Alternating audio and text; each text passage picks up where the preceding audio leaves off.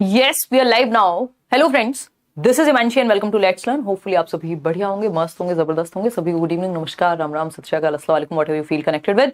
Start करेंगे आज. कई दिनों के बाद क्लास हो रही है, पता नहीं कौन सी नजर कहें इसको, या इतनी सारी चीजें आ गई इन बिटवीन की क्लास आपकी काफी दिनों से नहीं हो पाई ये वाली प्रॉपर. इसके अलावा मिले तो हम हैं ही, संडे को भी मिले थे, उसके अलावा भी मिले थे. सीटेट का भी डिस्कशन हुआ बीच में, ऑफलाइन पेपर भी हो गया, 4 मिलियन भी हो गए, सारी बातें हो गई. अब थोड़ा सा पढ़ लेते हैं. मैं आपको बता देती हूँ कि ये हमारा टॉपिक वाइज डिस्कशन चल रहा था. ये टॉपिक 6 है और अभी 3-4-5 टॉपिक ही मुश्किल से बचे हुए हैं, क्योंकि कुछ टॉपिक्स हैं जिनको हम मर्ज करके पढ़ते हैं. ये अकेला टॉपिक 4 से 5 नंबर आपको दिलाता था, और ऑफलाइन में तो हमेशा ही 4-5 नंबर का. इस बार के ऑनलाइन एग्जाम में किसी किसी जगह पे आपको कम मार्क्स देखने को मिले, जैसे 2 में आ गया, 3 नंबर में आ गया. बट ये अपने आप में ऐसा टॉपिक है कि पूरा पेपर इस पे बेस्ड है. इवन जो कंस्ट्रक्टिविज्म है, रचनावाद, जिसमें प्याजे, वाइगोस्की हैं, ब्रूनर हैं, वो लोग भी कहीं ना कहीं इंस्पायर्ड हमें नजर आते हैं इस थॉट से. उनकी कुछ व्यू पॉइंट्स अलग हो सकते हैं, बट वो सब चाइल्ड सेंटर्ड ही हैं. तो ये पेपर का एक तरह से बिल्कुल रीढ़ की हड्डी है ये टॉपिक, है ना. तो स्पाइन वाला काम है, इंपॉर्टेंट है मतलब. तो स्टार्ट करते हैं. सबसे इजी टॉपिक, 2-3 बातें बस दिमाग में रखनी है. बच्चे को सेंटर में रखना है, एक्टिव रखना है, टीचर को फ्लेक्सिबल रखना है, खत्म कहानी, है ना. चलिए समझते हैं क्या कहानी है. बहुत दिन बाद मिल रहे हैं, लाइक शेयर आप कर दीजिएगा. और जिन लोगों ने इतने दिनों में क्लासेस नहीं लिए या इस डिसकंटिन्यूटी की वजह से, अब हम आज से फिर से कंटिन्यू करेंगे. सैटरडे को भी क्लास रखेंगे, कोशिश यही रहेगी. संडे आपका ऑफ रखेंगे. चलिए फिर स्टार्ट करते हैं, समझते हैं कहानी क्या है. मैं 1 मिनट में आपको पोल मिलेगा साथ साथ, और सिलेबस में बता देती हूँ कि कितना काम हम कर चुके हैं और कितना काम अभी बाकी है. फिर उसके बाद अलग अलग सब्जेक्ट्स भी हम करते रहेंगे इन बिटवीन. जैसे अभी आपके जो टॉपिक्स आप देख पा रहे हैं, ये हम कर चुके हैं डेवलपमेंट. ये आप प्लेलिस्ट में जाकर के देख सकते हैं इस बार के ऑनलाइन एग्जाम के जो भी लेटेस्ट क्वेश्चंस हैं, क्योंकि करना जरूरी है. क्वेश्चंस जो है लेटेस्ट पैटर्न पे ही पूछे जाएंगे, जहां तक है उम्मीद है जो भी. ठीक, एनवीएस का आज रिजल्ट आया और आप लोगों के प्यारे प्यारे मेल आ रहे हैं, सिलेक्ट हुए हैं आप, बहुत खुशी की बात है आप सभी को. और जो लोग नहीं भी हुए हैं वो आगे अपना मेहनत करें. प्रिंसिपल्स ऑफ डेवलपमेंट ये इसी में इंक्लूड हमने कर दिए थे. अब वैसे भी इसकी संख्या कम हो गई, एक क्वेश्चन मुश्किल से आता है. हेरिडिटी एंड एनवायरमेंट, ये भी हमने इसी टॉपिक में, ये एक सेशन में ही हो गया था. ठीक है जी. इसके अलावा क्योंकि ज्यादा क्वेश्चन नहीं आते हैं, सोशलाइजेशन कर चुके हैं हम, प्याजे, वाइगोस्की, कोहलबर्ग हम कर चुके हैं. तो इस शुरुआत के 5 टॉपिक हम कर चुके हैं. 6th है चाइल्ड सेंटर्ड अप्रोच, जो हम आज कर रहे हैं. इंटेलिजेंस पे एक सेशन लगेगा. ये दोनों ही बातें, ये सिलेबस है सीटेट का, जिनको नहीं पता, ये एक सेशन में हो जाएंगे. जेंडर हम कर चुके हैं ऑलरेडी, तो 7 टॉपिक ऑलमोस्ट हम कर चुके हैं, जिसमें 10 से ज्यादा टॉपिक्स हैं अगर देखा जाए. और एक सेशन में ये दोनों हो जाएंगे आपके. इंडिविजुअल डिफरेंस एक सेशन में हो जाएगा, या एक सेशन की भी इसमें जरूरत नहीं है, इसको इंक्लूसिव एजुकेशन में ही कर लेंगे, क्योंकि एक नंबर का क्वेश्चन आ रहा है, वो वहीं कवर हो जाएगा, उसी से मिलता जुलता टॉपिक है. सीसी एक सेशन में होगा, तो 2 सेशन बचे. एक सेशन इसमें लगेगा, हो सकता है 2 भी लग जाए, 5 नंबर का टॉपिक है तो 3 सेशन. इसके अलावा इसके लिए सिर्फ एक सेशन काफी है, ये जो 10 नंबर हैं, क्योंकि ये इससे पहले अगर आज जिसने चाइल्ड सेंटर्ड पढ़ लिया, इंक्लूसिव पढ़ लिया, वो ये वैसे भी सॉल्व कर लेता है बहुत हद तक. बस कुछ चीजें हैं जो ध्यान में रखनी होती हैं. तो मैं ये कहूंगी कि मैक्सिमम 5 सेशंस, नहीं तो 4 सेशंस में आपका ये सिलेबस टॉपिक वाइज जो भी ऑनलाइन एग्जाम में नए पैटर्न पे क्वेश्चंस आए हैं वो खत्म हो जाएंगे. इसके अलावा प्रीवियस ईयर मैंने ऑलरेडी कराए हुए हैं आपको, फिर हम अलग तरीके से चीजें करेंगे. और ये करना जरूरी क्यों है? क्योंकि हमें पता रहे कि किस टॉपिक से इंडिविजुअली कैसे क्वेश्चंस पूछे जा सकते हैं. आज का टॉपिक है child centred and progressive education, बाल केंद्रित एवं प्रगतिशील शिक्षा, यानी जहां बच्चे केंद्र में है. जैसा नाम से पता लग रहा है, बच्चे केंद्र में है, बच्चे सेंटर में है. और प्रगतिशील शिक्षा यानी आगे बढ़ती हुई, बेहतरी की तरफ जाती हुई शिक्षा. ठीक है बात, कोई दिक्कत परेशानी इस बात को समझने में मेरे ख्याल में नहीं होनी चाहिए. ठीक, ये पीडीएफ कुछ पेंडिंग है, एक साथ मिलेंगे इस सैटरडे या संडे. और लाइक शेयर सब्सक्राइब आप कर लीजिएगा. इसमें 2-3 बेसिक पॉइंट्स हैं चाइल्ड सेंटर्ड एजुकेशन के. एक होता है ट्रेडिशनल टीचिंग या ट्रेडिशनल टीचिंग, परंपरागत तरीका सिखाने का. ट्रेडिशनल टीचिंग कह लीजिए इसको, या traditional way of teaching and learning कह लीजिए. ठीक, यानी ये पारंपरिक तरीका है. ट्रेडिशनल का मतलब यहाँ ओल्ड वे से है ना, जो चला आ रहा है. टीचर सेंटर्ड यानी जहां टीचर सेंटर में है, जहां बच्चे सेंटर में नहीं है, जिनको होना चाहिए टीचर सेंटर में है, जहां टीचर समझता है कि वो ज्ञान का भंडार है, भरा हुआ है ज्ञान से, और लर्नर जो है यानी जो बच्चा है वो खाली है, इस घड़े से इस घड़े में पानी भरना है. मतलब बच्चे को हम खाली बर्तन, जिसको जॉन लॉक कहते हैं कि टेबुलर रासा समझते हैं, और टीचर को हम ज्ञान का सागर समझते हैं, जबकि दोनों ही सीख रहे हैं. और ऐसा नहीं है कि ज्ञान भरना है, तो इस अप्रोच को यहां नहीं मानना है इन क्वेश्चंस को सॉल्व करते समय। टीचर सेंटर में नहीं है, बच्चा सेंटर में है, ठीक है। बच्चे को एक्टिव रखना है, ना कि सिर्फ टीचर को एक्टिव रखना है। जब आप यहाँ पोल में जवाब दे रहे होंगे, दैट मीन्स मैं भी एक्टिव हूं, आप भी एक्टिव हैं। तो शिफ्ट किस में लाना है? शिफ्ट लाना है हमें, यानी बदलाव लाना है किससे? जो ये भरा हुआ बर्तन है, जिसको हम कहते थे भाई ये टीचर है जिसमें सब कुछ ज्ञान का भंडार है, और बच्चा खाली बर्तन है, जो कि गलत बात है। बच्चे को हम खाली बर्तन की बजाय एक पौधे की तरह ट्रीट करते हैं। पौधे को हम स्वच्छ हवा देते हैं, अच्छा जो भी वायु है, आकाश है, सनलाइट है, वो सारी चीजें देते हैं, अच्छा माहौल देते हैं, अच्छी सॉइल देते हैं, मृदा जिसको हम कह रहे हैं, है ना, अच्छी सॉइल देते हैं, समय पे पानी देते हैं, ध्यान रखते हैं, कोई एक्स्ट्रा घास है वो काटते हैं, मतलब माहौल देते हैं। हम पौधे को पकड़ के खींच नहीं देते, अपनी मर्जी से जितना पानी उसको जरूरत भी नहीं है उतना नहीं भर देते, मतलब माहौल देते हैं हम। कॉन्ड्यूसिव एनवायरमेंट कहते हैं इसको, है ना। कॉन्ड्यूसिव मतलब ये बहुत ही पॉजिटिव वर्ड है आपके पूरे पेपर के लिए। कॉन्ड्यूसिव एनवायरमेंट बोले तो समृद्ध वातावरण, ऐसा एनवायरमेंट। हम क्वेश्चंस करेंगे, मैं थोड़ा सा बैकग्राउंड दे रही हूं आपको। समृद्ध वातावरण, समृद्ध वातावरण मतलब जिसमें वो फल फूल सके। इसमें माली भी एक्टिव है, जो टीचर है, एक तरह से टीचर का रोल, यानी टीचर भी एक्टिव है और जो पौधा है वो भी अपने पेस पे ग्रो कर रहा है, वो भी एक्टिव है। तो ऐसा नहीं है कि सिर्फ टीचर एक्टिव होगा या सिर्फ बच्चा एक्टिव होगा, दोनों एक्टिव होंगे। नीड्स को किसकी ध्यान में रखा जाएगा? सेंटर में किसको रखा जाएगा? पौधे को, यानी बच्चे को, है ना। मेरा मन कर रहा है आज तो नहीं, मैं तो आज पौधे में 1 लीटर नहीं 3 लीटर पानी डालूंगी, और पौधे को जरूरत थी 500 ml की, तो वो नहीं करना है। सेंटर में पौधा है यानी बच्चा है। इसको आप एक पिक्चर के थ्रू ऐसे भी देख सकते हैं। कार्तिक रो रहे हैं, इनका ब्रेकअप हो गया है ना। दोबारा पैचअप हो भी नहीं पाएगा कहीं और, पढ़ लो चुपचाप से, अगर नहीं पढ़ोगे तो, ठीक है। देख लो, मजाक कर रही हूँ, आ जाओ इधर। तो टीचर सेंटर्ड क्या है? एक उदाहरण है टीचर सेंटर्ड का। ये बातें संडे वार्ता में होती हैं, मंडे को, ट्यूसडे को, वेंसडे को ये बातें कम से कम करनी होती हैं, ठीक। तो ये है टीचर सेंटर्ड क्लासरूम। कौन सा? चाइल्ड सेंटर्ड का उदाहरण है ये वाला, और टीचर सेंटर्ड का उदाहरण है ये वाला, कि टीचर एक जगह पे है और टीचर ही एक्टिव है, सक्रिय जो है, सक्रिय भूमिका वो टीचर की है, और निष्क्रिय हैं बच्चे, बस बैठे हुए हैं, यहीं से चौक फेंक फेंक के मारी जा रही है, ठीक। फिर बात करते हैं हम किसकी? चाइल्ड सेंटर्ड की। चाइल्ड सेंटर्ड में बच्चे ग्रुप्स में सीख रहे हैं, समूह में। कौन? टीचर हर जगह, कभी इस ग्रुप में चेक करने जाएंगे, जरूरत पड़ेगी यहां जाएंगे, जहां बच्चों को हेल्प की आवश्यकता होगी वहां होगी, सब बच्चे एक्टिव हैं, और टीचर बीच में कहीं है, तो टीचर भी एक्टिव, बच्चा भी एक्टिव। और सेंटर में कौन है? बच्चे की नीड्स। यहां सिर्फ टीचर ही एक्टिव थे, पूरे टाइम बच्चे सो रहे हैं, सो जाएं, यहीं से चौक फेंक के मारी जा रही है, पीछे वाले को पता ही नहीं है क्या चल रहा है, यहाँ सबको इन्वॉल्व किया जा रहा है, यहाँ आप देख रहे हैं, ठीक। तो ये एक बेसिक सी बात है। और 3 बातें और ध्यान में रखनी होती है। फर्स्ट क्वेश्चन पे हम आएंगे, उससे पहले 3 बातें ध्यान में रखनी है यहाँ। वो कौन सी 3 बातें हैं समझते हैं। CCE, 1 मिनट यार, ये हमारा बैच की क्लास है जिसमें हमने आज बहुत मजे किए हैं। देखिएगा, अगर हम बात करें CCL से आप याद रख सकते हो, क्यूरियोसिटी, यानी बच्चे को जिज्ञासु रखना है, बच्चा जिज्ञासु है। ये 3 बातें मान के चलनी है आपको जब आप ये सॉल्व कर रहे हैं। क्यूरियस है, एबिलिटी टू लर्न, यानी सीखने की क्षमता के साथ आता है हर एक बच्चा, बस उसका किस चीज में इंटरेस्ट है उसको ध्यान में रखेंगे। एबिलिटी टू लर्न यानी सीखने की क्षमता है हर बच्चे में, आपको ये मानना है। अलग अलग बच्चों में अलग अलग चीजें हो सकती हैं, और बच्चा क्या है? बाय नेचर क्रिएटिव है, यानी रचनात्मक है ना। क्या है? रचनात्मक है। इसको मैं CCL भी बोल देती हूं। CCL क्या होता है? क्यूरियोसिटी, क्रिएटिविटी और लर्निंग की एबिलिटी, ठीक। ये शॉर्टकट है चाइल्ड सेंटर्ड एजुकेशन का। ये 3 प्रिंसिपल्स आप ध्यान में रखेंगे और क्वेश्चन को सॉल्व करेंगे। क्वेश्चन गलत नहीं होगा 99%। और कुछ छोटी छोटी बातें होती हैं, डिफरेंशिएटेड इंस्ट्रक्शन हो गया, है ना, यूनिवर्सल डिजाइन ऑफ लर्निंग हो गया, ये सब 1-1 नंबर की बातें हैं जो हम इन बिटवीन जब क्वेश्चन आएगा आपके सामने करते हुए चलेंगे मस्त तरीके से, ठीक है जी। कोई दिक्कत नहीं है, कोई परेशानी नहीं है, कोई बात नहीं। पेपर वेबसाइट पे डाउनलोड नहीं हो रहे, जब हो जाएंगे तो आप तक पहुंचा दिए जाएंगे, कोई दिक्कत नहीं, टेंशन ना लो कुछ दिन। अभी जो कराया जा रहा है उस पे आ जाओ, ठीक है ना। अब कोई बात नहीं रक्षा, पहले सिलेबस भी पढ़ते रहो साथ साथ, टेंशन ना लो। चलिए समझे, क्वेश्चंस एकदम ऐसे आए हैं इस बार के क्वेश्चंस, अगर देखें बहुत ज्यादा लेंदी इस टॉपिक से क्वेश्चन नहीं है, आराम से ऑफलाइन पेपर में फिट किए जा सकते हैं।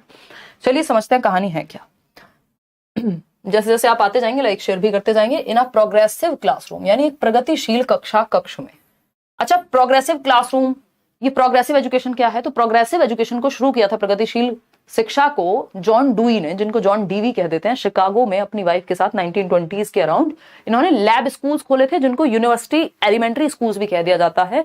ये क्वेश्चन आ चुका है कि प्रोग्रेसिव स्कूल्स को और क्या कहते हैं, तो लैब स्कूल्स कहते हैं, है ना, LAB लैब, लैब स्कूल को लैब स्कूल ही कहेंगे। ठीक, इसके अलावा यहाँ बच्चा एक्टिव रहता है, लर्निंग एक सोशल एक्टिविटी होती है, ग्रुप में सीखता है, प्रेजेंट लाइफ के लिए सीखता है ना, वर्तमान जीवन के लिए। ये सारी बातें, कोऑपरेशन, कोलैबोरेशन यानी ग्रुप्स में सीखना, सहयोगात्मक अधिगम, ये सब इसका हिस्सा है। बात सही है कि नहीं है? बिल्कुल सही है। चलिए समझते हैं कहानी क्या है। इन अ प्रोग्रेसिव क्लासरूम, यानी प्रोग्रेसिव क्लासरूम क्या है? जहां बच्चा ही सेंटर में है और बच्चे एक्टिव हैं, लर्निंग बाय डूइंग, करके सीखने की भावना है वहां। आप लोग कह रहे हैं 92% लोग ए ऑप्शन, यानी children engage in purposeful activities that realize their potential, यानी बच्चे ऐसे उद्देश्यपूर्ण कामों में इन्वॉल्व होते हैं जिससे वो अपनी क्षमता को रियलाइज कर पाते हैं। भाई जब हम पैदा होते हैं हमें पहले से थोड़ी पता होता है हमें यही करना है। तो बच्चे अर्थपूर्ण गतिविधियों में, यानी जिस मीनिंगफुल क्या होगा, जो उनकी रियल लाइफ से जुड़ा हुआ हो, वास्तविक जीवन से, तो ऐसी एक्टिविटीज में इन्वॉल्व होंगे, संलग्न होंगे, जिससे वे अपनी क्षमता के अनुसार कार्य कर पाए। यानी जो उनके अंदर क्षमताएं छिपी हुई हैं वो निकल करके बाहर आए और एबिलिटी के अनुसार काम करेंगे तो वो एबिलिटी भी बढ़ेगी। एबिलिटी को क्या माना जाता है? इंक्रीमेंटल है, यानी बढ़ाई जा सकती है क्षमता यदि आप अपने ऊपर काम करें तो। आज 80 नंबर आ रहे हैं किसी के मॉक में, कल को वही 120 भी आ सकते हैं। इंक्रीमेंट संभव है एबिलिटी में, बशर्ते मेहनत की जाए, ठीक से सीखा जाए, ठीक तरीकों से सीखा जाए, ठीक टीचर से जोड़ा जाए, है ना। तारीफ कर दूंगी अपनी। बी ऑप्शन है teacher is eight the centre of all the teaching learning. Teacher को सेंटर में नहीं रखना, बच्चे को सेंटर में रखना है। किसको? बच्चे को सेंटर में रखना है। चाइल्ड सेंटर्ड का मतलब ही है चाइल्ड है सेंटर में, बच्चे के लिए है पूरी व्यवस्था जो है स्कूल की, ना कि स्कूल व्यवस्था के लिए बच्चा है। ठीक। सी ऑप्शन क्या है? Text book is the only source. Text book only source कभी नहीं हो सकता। ये बात मैं बहुत बार, बहुत सालों से कहती आ रही हूं कि भाई text book is one of the resources, कई सारे संसाधनों में से, जिसमें से टीचर के एग्जाम्पल्स होंगे, बोर्ड है, और आजकल इंटरनेट है, बातचीत, इंटरेक्शन है, डिस्कशन है, डिबेट है, बहुत सारी टीचिंग लर्निंग मटेरियल हैं। उन टीचिंग लर्निंग मटेरियल्स में से एक सोर्स है आपका टेक्स्ट बुक। अंतिम सोर्स नहीं है, एकमात्र सोर्स नहीं है, गॉड नहीं है, या सर्वोसर्वा नहीं है, ओनली सोर्स नहीं है, वन ऑफ द सोर्सेज है। तो संसाधनों में से एक संसाधन है, एकमात्र संसाधन नहीं हो सकता किताब जो है। Exams are at the centre of all teaching learning. ऐसे कई सारे लोग हैं जिन्होंने सीटेट क्लियर किया, अच्छे नंबर 136 इस तरह के भी नंबर लाए, एक किताब नहीं खरीदी थी। इस बार भी पॉलिसी का इंटरव्यू लिया और भी आप देखेंगे बुक ली ही नहीं थी अलग से। तो अगर टेक्स्ट बुक ही एकमात्र सोर्स होती तो फिर तो फेल हो जाते। Exams are at the centre of all teaching learning, possible ही नहीं है कि भैया सिर्फ एग्जाम ही है सेंटर में। तो एग्जाम के लिए नहीं, सीखने के लिए सीख रहे हैं। सेंटर में एग्जाम नहीं होंगे, लर्निंग होगी सेंटर में, बच्चा होगा सेंटर में। तो बच्चे अर्थपूर्ण गतिविधि में संलग्न होते हैं, दैट रियलाइजेस देयर पोटेंशियल, उससे उन्हें अपने पोटेंशियल का रियलाइजेशन होता है और वो जीवन में कुछ अच्छा कर पाते हैं। जिस तरफ उनका पोटेंशियल होता है वो, हमें हर एक बच्चे में पोटेंशियल है सीखने का, एबिलिटी टू लर्न, अभी शुरुआत में बात हुई थी, है ना। हर एक बच्चे में पोटेंशियल है सीखने का, ये मान के चलना है। ये तीन बातें चाइल्ड सेंटर्ड एजुकेशन मान के चलता है। वो कौन सी तीन बातें हैं? क्यूरियोसिटी, यानी जिज्ञासा है बच्चे में, हर एक बच्चे में जिज्ञासु है वो, आप ही उसकी जिज्ञासा को किल करते हैं। जब वो दीवारों पे कुछ लिख रहा होता है आप कहते हैं ये क्या कर रहे हो, है ना। उससे कुछ गलती हो जाती है कुछ करते हुए, आप कहते हैं ये क्या कर दिया, उसको डांट रहे हैं। तो या तो आप एक उसे ड्राइंग बुक ला के दे देंगे, भैया तुम्हें स्केचिंग पसंद है, चलो दीवार पे नहीं तो इस पे कर लो। क्रिएटिव है by nature, ability to learn, हर किसी बच्चे में सीखने की क्षमता है। और सीखने की क्षमता यानी पोटेंशियल रियलाइज कर पाएगा, पोटेंशियल है बच्चे में, एक संभावना है हर एक बच्चे के अंदर छिपी हुई, वो आपको निखार करके उभार करके लेके आना है एज अ टीचर। तो A option is the right answer. जिम्मेदार सा महसूस हो रहा है आज पढ़ते हुए कि यार बड़ी जिम्मेदारी है टीचिंग तो, है। हम तो ऐसी मजाक मजाक में बस क्वेश्चन सॉल्व करने आए थे। चलिए खैर, ए ऑप्शन था ये। क्वेश्चन नंबर 2 पे जाएंगे। क्या कहता है भाई क्वेश्चन नंबर 2? क्वेश्चन नंबर 2 है in order to promote construction of knowledge, यानी ज्ञान के सृजन के लिए, ज्ञान की रचना को प्रमोट करने के लिए, कि बच्चे नॉलेज को कंस्ट्रक्ट कर सके बाय लर्नर्स, यानी बच्चों के ही द्वारा, a school should promote dash pedagogies. Pedagogies क्या होती है? साइंस ऑफ टीचिंग या आर्ट ऑफ टीचिंग, यानी कौन से वो वेज होंगे जिसके थ्रू सिखाया जाएगा, उसको पेडागोजी कहा जाता है। बात सही है। शिक्षार्थियों द्वारा ज्ञान के निर्माण को बढ़ावा देने के लिए एक विद्यालय को डैश शिक्षण शास्त्रीय प्रविधियों को बढ़ावा देना चाहिए। बताइए कैसे शिक्षण शास्त्रीय प्रविधियां, यानी कौन सी टेक्निक्स, कौन से वेज को, कौन सी पेडागोजीज को। भाई जो आप कहते हैं भाई आपका टीचिंग स्टाइल बहुत प्यारा है, आप बहुत अच्छे से पढ़ाते हैं, ऐसा बहुत सारे लोग कहते हैं, तारीफ करते हैं, जुड़े हुए हैं आप लोग, समझ में आता है आपको। मतलब क्या हुआ? उस व्यक्ति की एक पेडागोजी है, उसका एक वे ऑफ टीचिंग है, वो आपको पसंद है। तो कैसा कंस्ट्रक्शन ऑफ नॉलेज हो, यानी बच्चे के, शिक्षार्थियों द्वारा ज्ञान के निर्माण को बढ़ावा देने के लिए, कि बच्चा खुद से ज्ञान का निर्माण कर सके। आपने उसको इतना क्यूरियस बना दिया, आज कोई क्वेश्चन पूछा वो घर जाके सर्च करेगा, 4 लोगों से पूछेगा, खुद से जानने की कोशिश करेगा, 4 किताबें खोलेगा। ये कहाँ होगा? जब बच्चे को सेंटर में रखा जाएगा, उसके इंटरेस्ट, उसके एप्टीट्यूड, उसके एटीट्यूड का ध्यान में रखा जाएगा कि उसकी रुचि किस चीज में है। तो चाइल्ड सेंट्रिक एजुकेशन यानी बाल केंद्रित शिक्षा वाली जो शिक्षण शास्त्रीय प्रविधियां हैं उनको सेंटर में रखिए, जहां बच्चा केंद्रित में हो। वैसी पेडागोजी यानी मेरा जो भी वे होगा मैं बच्चों को ध्यान में रखूंगी कि आपको समझ में आए, आपकी एज के अकॉर्डिंग कौन से एग्जांपल्स में मजा आएगा आपको, है ना। कैसे ब्रेकअप पैचअप का नाम लेते ही सारे लोगों की नींद खुल जाती है, ठीक है ना। इजी आते हैं इस टॉपिक के क्वेश्चन, लेकिन ये टॉपिक हर एक टॉपिक की जड़ में है कहीं ना कहीं, चाहे वो पियाजे वाइगॉस्की हो यानी पूरा कंस्ट्रक्टिविज्म हो, चाहे वो इंडिविजुअल डिफरेंसेस हो, चाहे वो इंक्लूसिव एजुकेशन हो। मतलब ये एक ऐसा टॉपिक है जो सबसे इजी और सबसे इंपॉर्टेंट है, क्योंकि अगर आप इसको इनडायरेक्टली देखने लग जाए तो पूरा पेपर इसी के अराउंड दिखेगा आपको फिर पूरा, ठीक। डेवलपमेंट को छोड़ दें तो, क्योंकि डेवलपमेंट अपने आप में ही चाइल्ड सेंट्रिक है, वो डेवलपमेंट को ध्यान में रखते हुए चाइल्ड सेंट्रिक वेज हम पता कर रहे हैं। तो शिक्षक केंद्रित नहीं हो सकती पेडागोजीज, चाइल्ड सेंट्रिक होनी चाहिए। जो वेज हैं वो बच्चे को ध्यान में रख के बनाए जाने चाहिए, exam centric, text book centric नहीं, ठीक। आगे बढ़ेंगे। एक क्वेश्चन आता है कि कौन एक्टिव होता है, तो दोनों एक्टिव होते हैं, टीचर एंड बच्चा दोनों एक्टिव होते हैं, पैसिव नहीं हो सकते कभी भी। पैसिव वर्ड ही नेगेटिव है, निष्क्रिय है बच्चा। क्वेश्चन नंबर 3 देखेंगे और जवाब देंगे। थोड़ा सा स्लो चल रहे हैं, बट एक बीच में अभी गैप आया है, तो थोड़ा सा आपका वो फ्लो बनना या वो कॉन्सेप्ट क्लियर होना बहुत जरूरी है ना। वैसे भी कोशिश करते हैं कि ठीक से चीजें होती रहें। तुमको हंसने की क्या जरूरत है, आज निशा हमारे साथ है और बैठ के हंस रही हैं, फिर लोग कहते हैं आप निशा मैम का मजाक उड़ाते हो, और हमें तो बिल्कुल अच्छा नहीं लगता है। टीचर को ये बात थोड़ी ना शोभा देती है। एक आध दो लोग हैं ऐसे, अब बताओ उनको ट्रेडिशनल वे ऑफ टीचिंग चाहिए। हम यहाँ चाइल्ड सेंटर्ड बनाने की कोशिश कर रहे हैं कि हंसी मजाक के थ्रू जो है चीजें एक वो दोस्ती वाला माहौल बना रहे, वो खाली बर्तन ना समझा जाए सामने बैठे हुए लोगों को।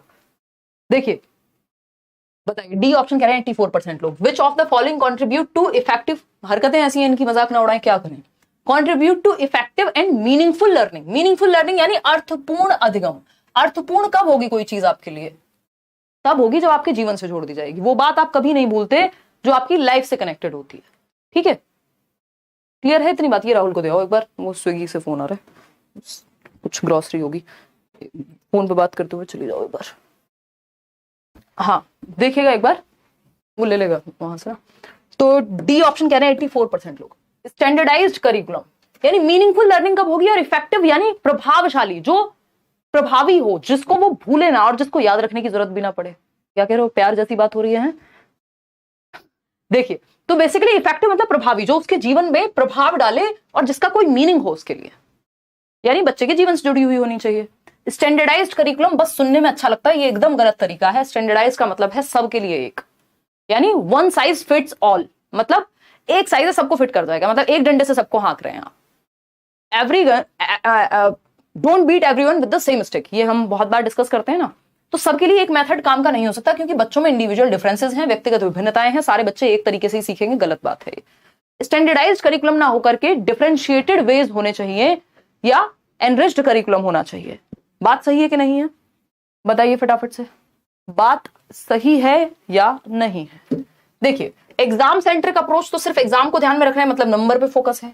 इनफ्लेक्सिबल टाइम टेबल हो, टीचर हो, कुछ भी हो, पूरे एजुकेशन सिस्टम में फ्लेक्सिबल होना चाहिए। फ्लेक्सिबल मतलब लचीला। आपने सुना होगा ना, जो चीजें ज्यादा सख्त होती हैं टूट जाती हैं, वो पेड़ जो झुकते नहीं है टूट जाते हैं। तो फ्लेक्सिबिलिटी जरूरी है, टाइम के साथ चेंज होना जरूरी है, टीचर का भी, बच्चों का भी, सिस्टम का भी। ठीक है, क्लियर है, कोई दिक्कत परेशानी? हाँ, एक्सप्लेनेशन में जादू है बस। नेहा ये जादू दिमाग में रख लोगे ना, बहुत सारे क्वेश्चन ऐसे ही सॉल्व हो जाएंगे। मना नहीं कर रही हूं, देख रहे हो, तारीफ। लर्नर सेंट्रिक पेडागोजी यानी अधिगमकर्ता केंद्रित शिक्षा शास्त्र। बिल्कुल आसान बात कि सबसे बेहतर मीनिंगफुल लर्निंग या इफेक्टिव लर्निंग कब होगी, जब बच्चे को ध्यान में रख करके आपके एग्जाम्पल्स वैसे होंगे जो बच्चे की लाइफ से कनेक्ट करें, आपके वेज वैसे होंगे जो उसको समझ पाए, जो उसके पोटेंशियल को निखार पाए। तो अधिगमकर्ता केंद्रित शिक्षा शास्त्र या लर्नर सेंट्रिक पेडागोजी होनी चाहिए एक व्यक्ति की। बात सही है या नहीं है? एकदम सही है। आगे बढ़ेंगे नेक्स्ट क्वेश्चन पे। होपफुली यहां तक कोई समस्या, दर्द, परेशानी कुछ नहीं होगा किसी को भी। क्वेश्चन नंबर 4 देखिए और जवाब दीजिए। विच of the following does not ensure child centred teaching learning, यानी कि निम्न में से कौन बाल केंद्रित शिक्षण के अनुरूप नहीं है? बताइए एक बार। रिकॉर्डेड भी मिलेगा या बस ऑनलाइन रहेगा? रिकॉर्डेड मिलेगा अंशिका। हमने इतनी बार सिलेबस पढ़ाए हैं आपको फ्री में, आज तक हटाए हैं कोई वीडियो? अब आप कहेंगे आप बिहार कैसे पहुंचे हैं? ऐसे ही आप लोग का प्यार है, बस सीख जाते हैं। देखिए क्या तुम सिखाई हो, तुमको खुद आती है भोजपुरी? देखिए समझिए। डी ऑप्शन देखिए, विच of the following does not ensure, यानी इंश्योर नहीं करता, पक्का नहीं करता child centred and teaching learning, child centred learning को या चाइल्ड सेंटर्ड टीचिंग लर्निंग को। मतलब बाल केंद्रित शिक्षण के अनुरूप नहीं है, यानी बच्चे को सेंटर में कहां नहीं रखा गया। नॉट लिखा हुआ है क्वेश्चन में, क्वेश्चन में जब नॉट लिखा हुआ होता है, नहीं लिखा हुआ होता है, या एक्सेप्ट लिखा हुआ हो, सिवाय जिसको हम कहते हैं, या फिर लीस्ट लिखा हुआ हो, समझ जाओ आपसे क्वेश्चन पेट पे बाण मारने वाला क्वेश्चन है। थोड़ा सा कंफ्यूज होंगे आप, इजी होगा बट कान खड़े करके पढ़ना है थोड़ा सा ज्यादा ध्यान से। Safe and secure child friendly school environment होना चाहिए, ये तो चाइल्ड सेंटर्ड है, हमें पता करना है कौन सा नहीं है चाइल्ड सेंटर्ड। फियर फ्री होना चाहिए, जहां बच्चे को भय ना हो अपनी बात कहने से पहले, चाहे वो जवाब गलत ही क्यों ना हो, लेकिन वो अपने बात को एक्सप्रेस कर सके, अभिव्यक्त कर सके। सी ऑप्शन है practice of positive discipline in the classroom. अब कई लोगों ने ये भी टिक कर दिया होगा कि डिसिप्लिन है और डिसिप्लिन तो बुरी बात है, जबकि ऐसा यहां नहीं होना चाहिए था। Recognizing students as passive recipients of knowledge, देखिए पीडी बोलते हैं इसको, पीडी बोले तो पॉजिटिव डिसिप्लिन। पॉजिटिव डिसिप्लिन क्या है कि आप जो पॉइंट्स ऑफ डिसिप्लिन है उसको आप पहले से बता देते हैं, यानी बच्चे को पता है। ये पेरेंटिंग स्टाइल में भी आप अपने घर में भी अपने बच्चों के साथ कर सकते हैं डील इस पॉजिटिव डिसिप्लिन के साथ, और स्कूल में टीचर भी इसको यूज कर सकते हैं। ये कैसा डिसिप्लिन है कि आप पहले से बता रहे हैं क्या चीजें डिजायरेबल हैं, किस व्यवहार को करने से क्या रिवॉर्ड या क्या सही रास्ता दिखेगा, और किस गलत व्यवहार के क्या कॉन्सिक्वेंसेस होंगे और सही व्यवहार के क्या कॉन्सिक्वेंसेस होंगे। कह देते हैं ना माँ बाप कई बार कि कोई बात नहीं बेटा, जो करना है करो, नहीं पढ़ रहे हो कोई बात नहीं, फोन में लग रहे हो, देखोगे अपने जीवन में खुद दुख पाओगे। क्या है ये जो ज्ञान की बात है, ये पॉजिटिव डिसिप्लिन को रिप्रेजेंट करती है। वो मारपीट नहीं रहे हैं आपको, लेकिन उन्होंने आपको क्लियरली बता दिया है कि जो भी काम आप कर रहे हैं उसका कॉन्सिक्वेंस क्या हो सकता है या उसके रिवॉर्ड्स क्या हो सकते हैं। सुबह 3 बजे पढ़ते हुए देखा, या आप मेहनत करते हैं, माँ बाप वो चीज देखते हैं, और फिर वो अगर कह रहे हैं कि बेटा तुम तो बहुत मेहनती हो, माय फादर यूज्ड टू से बेटा बहुत मेहनती है, तो अब ये मेहनती क्या हुआ, ये मेरे लिए पॉजिटिव डिसिप्लिन भी हो गया और पॉजिटिव पॉइंट भी हो गया। ठीक है ना, रीइंफोर्समेंट का काम करेगा फिर ये। Recognizing students as passive recipients of knowledge कभी भी चाइल्ड सेंट्रिक नहीं हो सकता, यानी बच्चे को आपने पैसिव रेसिपिएंट मान लिया, यानी बस वो ज्ञान को भरेगा अपने अंदर, खाली बर्तन है, निष्क्रिय है, एक्टिव नहीं है, सो जाए नींद आ जाए क्लास में, कोई उससे पूछता भी नहीं है, बच्चे को इन्वॉल्व ही नहीं कर रहे आप। तो विद्यार्थियों को ज्ञान के निष्क्रिय ग्रहणकर्ता के रूप में पहचानना, जहां बच्चा एक्टिव नहीं है वो ऑप्शन वैसे भी खराब है। पूरे सीटेट का एक सिंपल फंडा है, बच्चे को एक्टिव रखो, सक्रिय रखो। जहां बच्चा एक्टिव है, जितने ज्यादा सेंसेस इन्वॉल्व है उतना बढ़िया सीखेगा। ठीक, तो बाकी सब में बच्चा एक्टिव है और बच्चे की बेहतरी के लिए भी है, लेकिन बच्चे का पैसिव होना बिल्कुल भी सही बात नहीं होगी। तो D option is the right answer. Easy सा सवाल था, लड्डू क्वेश्चन, बट इनमें भी आप अटकते नजर आएंगे यदि थोड़ा सा लैंग्वेज को ट्वीक कर देंगे तो। क्वेश्चन नंबर 5 देखिए, to facilitate students learning a teacher should, यानी बच्चों के अधिगम को सुगम बनाने के लिए, फैसिलिटेट करना यानी सुविधाजनक बनाना, बेहतर करना। टीचर क्या है, फैसिलिटेटर है, आप सुगम बनाने के लिए, सुगम करता है आप एक तरह से बच्चे के लिए। ठीक है जी, तो पहला ऑप्शन है इग्नोर कर दीजिए प्रीवियस नॉलेज ऑफ स्टूडेंट्स, यानी बच्चे को जो भी पूर्व ज्ञान है उसको भेज दो तेल लेने, कि हमें नहीं पता, तुम्हें नहीं पता कुछ भी, हम तो मान के बैठे, तुम तो खाली बर्तन हो, तुम्हारा कोई प्रीवियस नॉलेज नहीं है। जबकि बच्चा स्कूल आने से पहले भी कुछ तो प्रीवियस नॉलेज लेके आया होगा, कुछ तो पता होगा दुनिया के बारे में, है। Not clarify syntax and structure, यानी बच्चे को क्लैरिफाई मत करो सिंटेक्स क्या होता है, कि कैसे कोई सेंटेंस बनता है, क्या स्ट्रक्चर होता है उसका। तो ये भी कोई बहुत पॉजिटिव बात नहीं हुई, यहां पे भी आपने, इससे फैसिलिटेट नहीं होगी, लर्निंग डिफिकल्ट बन जाएगी। Minimize generalisation and transfer of learning, यानी जो जनरलाइजेशन है, सामान्यकरण है, उसको मिनिमाइज कर दीजिए और ट्रांसफर ऑफ लर्निंग को क्या कर दीजिए, मिनिमाइज कर दीजिए। तो ट्रांसफर ऑफ लर्निंग को मिनिमाइज नहीं करना होता जनरली। फिर भी देख लेते हैं, avoid use of subject jargons, ये बात हम कह सकते हैं कि टीचर को विषय से संबंधित भारी भारी जो शब्द हैं, टेक्निकल वर्ड्स हैं, उनको अवॉइड करना चाहिए, इतनी बात पक्की है। ठीक है, इसमें अगर हम बात करते हैं minimise generalisation and transfer of learning, देखो जनरलाइजेशन कई बार आपको हेल्प भी देगा, कई बार आपको मिनिमाइज भी करना होता है, कि एक रूल सबके लिए नहीं हो सकता। ये जनरलाइजेशन है कि यहां पे भी यही बात लागू हो रही है और दुनिया के हर कॉन्सेप्ट पे यही बात लागू होगी, ये जरूरी नहीं है। ट्रांसफर ऑफ लर्निंग कोई बुरी बात नहीं होती, ठीक, तो वो अपने आप में, इसका ऑफिशियल आंसर एक बार हमें देखना भी पड़ेगा, बट वो अपने आप में पूरी तरह से सत्य नहीं हो सकता। जो उसका सेकंड पार्ट है ऑप्शन का, वो नेगेटिवली हमें कहीं लेके जा रहा है, तो उससे बेटर ऑप्शन फिर हमारे पास डी ऑप्शन है। फिर भी मैं एक बार इसको ऑफिशियली चेक कर लूंगी, इस पे आप स्टार मार्क करके रखिएगा। किस दिन डिस्कस कर लेंगे। तो avoid use of subject jargons, technical words बहुत ज्यादा यूज नहीं करने होते, उससे बच्चे भ्रमित होते हैं। आगे बढ़ते हैं क्वेश्चन नंबर 6, क्योंकि पूछा क्या था क्वेश्चन ने पूछा था फैसिलिटेट करनी है लर्निंग आपको, तो फैसिलिटेट करनी है उसके लिए आप अवॉइड कर सकते हैं सब्जेक्ट जार्गन्स को भी। आगे बढ़ेंगे नेक्स्ट क्वेश्चन पे, क्वेश्चन नंबर है 6, बहुत ही आसान लड्डू सा क्वेश्चन है, 1 मिनट में आप जवाब दे देंगे। 1 मिनट भी क्यों लगेगा, 1 मिनट तो आपके पास वैसे ही पेपर में गोले भरने का समय भी इंक्लूड करें तब भी एक क्वेश्चन के लिए 1 मिनट है। गलती से मिस्टेक हो गया, बहुत बड़े मोहम्मद आसिफ, गलती से मिस्टेक हो गया। यही कहेंगे सीटेट वाले भी कि हमसे भी गलती से मिस्टेक हो गया, हो नहीं पाएगा इस बार। है ऐसी बातें कहूँ कि मैं नेगेटिव, देखो एक बार नहीं कहूँ, अच्छा ऐसा नहीं होगा, कोई बात नहीं, 1 नंबर के लिए ऐसा हो सकता है। देखिए लाइक शेयर करना आप लोग भूल जाते हैं और मैं कहना याद रखती हूँ। A teacher should be dash about his pedagogies, यानी एक टीचर को अपनी पेडागोजीज मतलब teaching methods, ways of teaching, science of teaching, art of teaching के साथ क्या करना चाहिए। एक अध्यापक को अपनी शिक्षण शास्त्रीय प्रविधियों के बारे में किस प्रकृति का होना चाहिए, यानी कैसा नेचर होना चाहिए, क्या थॉट होना चाहिए आपके टीचिंग मेथड्स को लेकर के आपके दिमाग में। रिजिड होना चाहिए, रिजिड का मतलब है दुनिया बदल गई आप नहीं बदले, तो आप नहीं बदले तो या तो दुनिया आपको छोड़ देगी, साइड कर देगी, या फिर आप अपनी ही दुनिया में फ्रस्ट्रेट होते रहेंगे क्योंकि आपके पास कोई होगा नहीं बात करने को भी, या समय के साथ आप नहीं बदले, फ्रिक्शन आएगा, कॉन्फ्लिक्ट होगा, झगड़े होंगे, द्वंद्व होगा, है ना।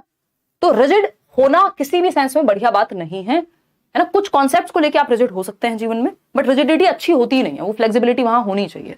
ठीक, इनफ्लेक्सिबल का भी मतलब यही है कि आप में लचीलापन बिल्कुल नहीं है, आप इग्नोरेंट हैं तो और खराब बात है। आपके टीचिंग मेथड्स को लेकर के या आपकी जो टीचिंग पेडागोजी है वो फ्लेक्सिबल होनी चाहिए, यानी समय के साथ जो नए नए मेथड्स आ रहे हैं। अब जो लोग ये कहते हैं यार ऑनलाइन थोड़ी पढ़ाई होती है, आज की डेट में आप लोग फीस भरते रह गए 20-20 हजार 30-30 हजार और आप फ्री में भी सीटेट निकाल गए।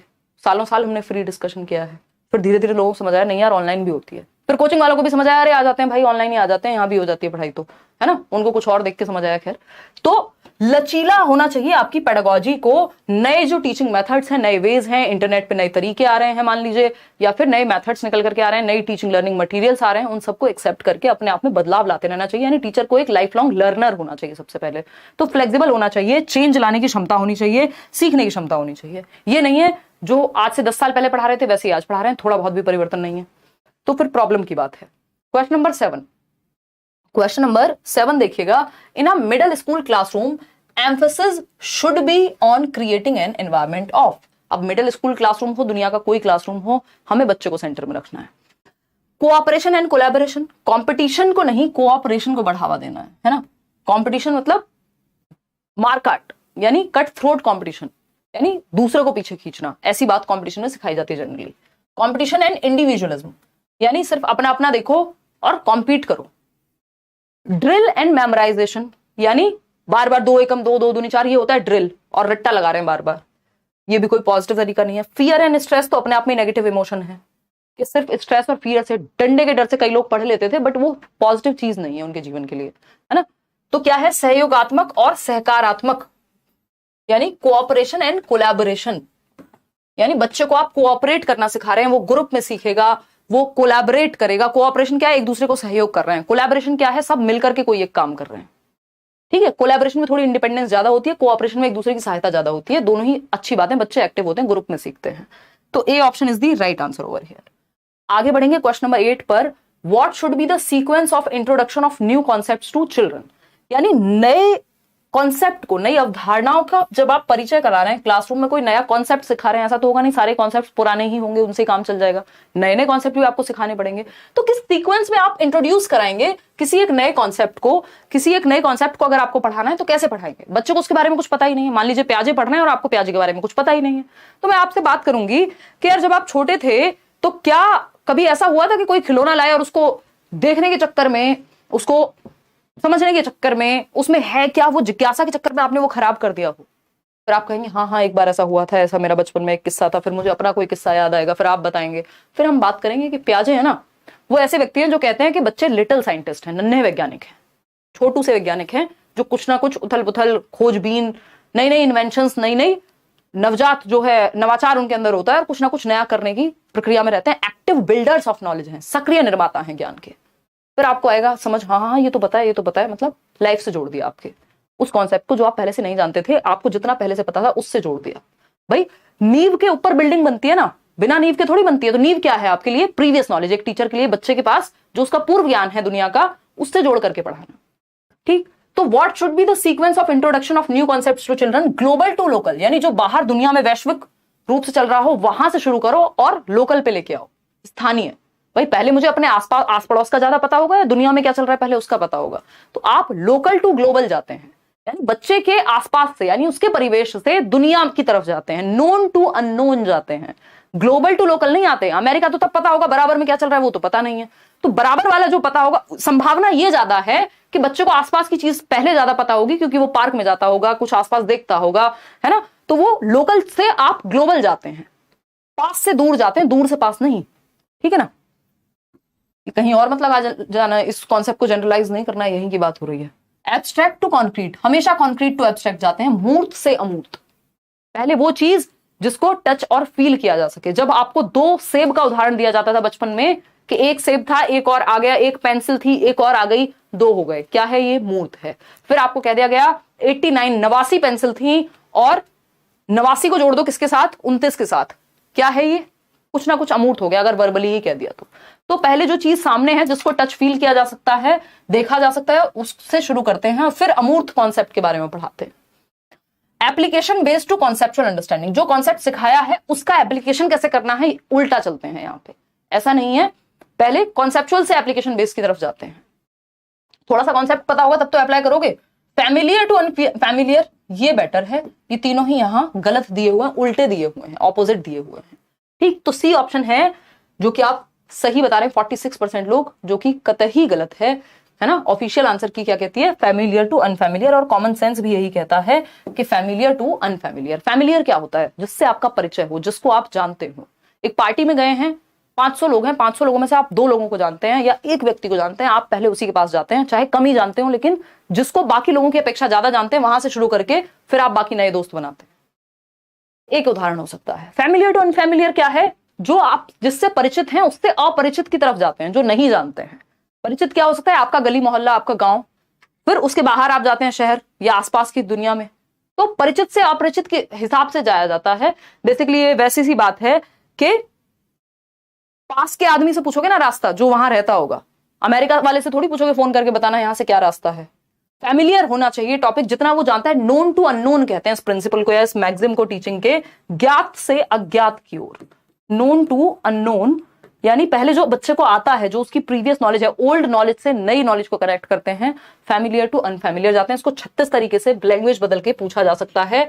ओल्ड टू न्यू कहेंगे, या प्रीवियस नॉलेज से न्यू नॉलेज को ऐड कर रहे हैं। तो ये एक बेसिक तरीका है। अपरिचित से परिचित लिखा है हिंदी में, हाँ ये हिंदी में फिर गड़बड़ है।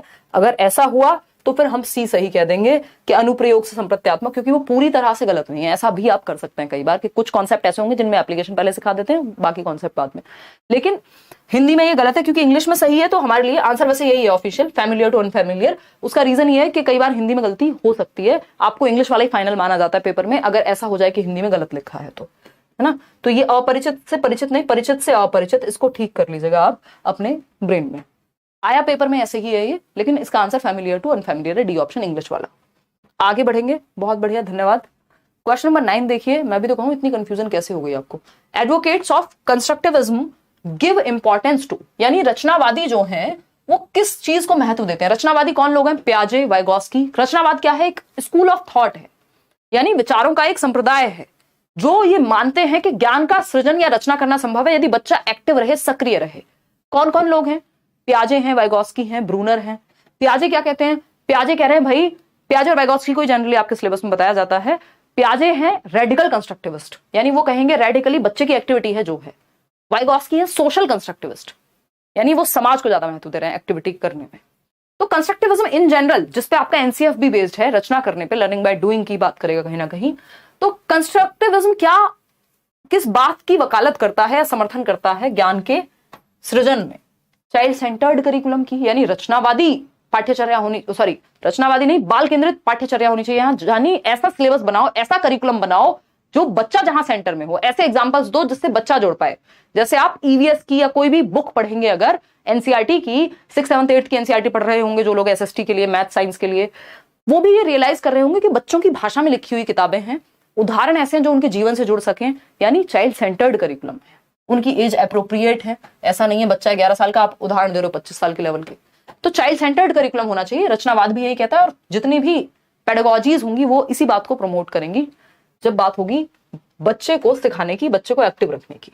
यहाँ चाइल्ड सेंटर्ड करिकुलम है, प्रोग्रेसिव होता तब भी आंसर यही हो जाता। ठीक है, कल्चरली नॉन रिस्पॉन्सिव पेडागोजी नहीं, कल्चरली रिस्पॉन्सिव पेडागोजी या कल्चरली रिलेटेबल होनी चाहिए पेडागोजी। जिस जगह पे आप पढ़ा रहे हैं, भारत में पढ़ा रहे हैं तो उस संस्कृति से जोड़ के पढ़ाइए। अमेरिका के उदाहरण ज्यादा देंगे तो समझ नहीं पाएंगे लोग, ठीक, या बच्चे। ओवरलुकिंग द इंडिविजुअल डिफरेंसेस, ये सबसे खराब बात होगी। ओवरलुक करते रहे आप, मतलब इग्नोर करते रहे, व्यक्तिगत विभिन्नताओं को मान ही नहीं रहे हैं कि सबको एक एग्जाम्पल से समझ में आ जाए, जरूरी नहीं है। अलग अलग बच्चे अलग अलग ढंग से सीखते हैं।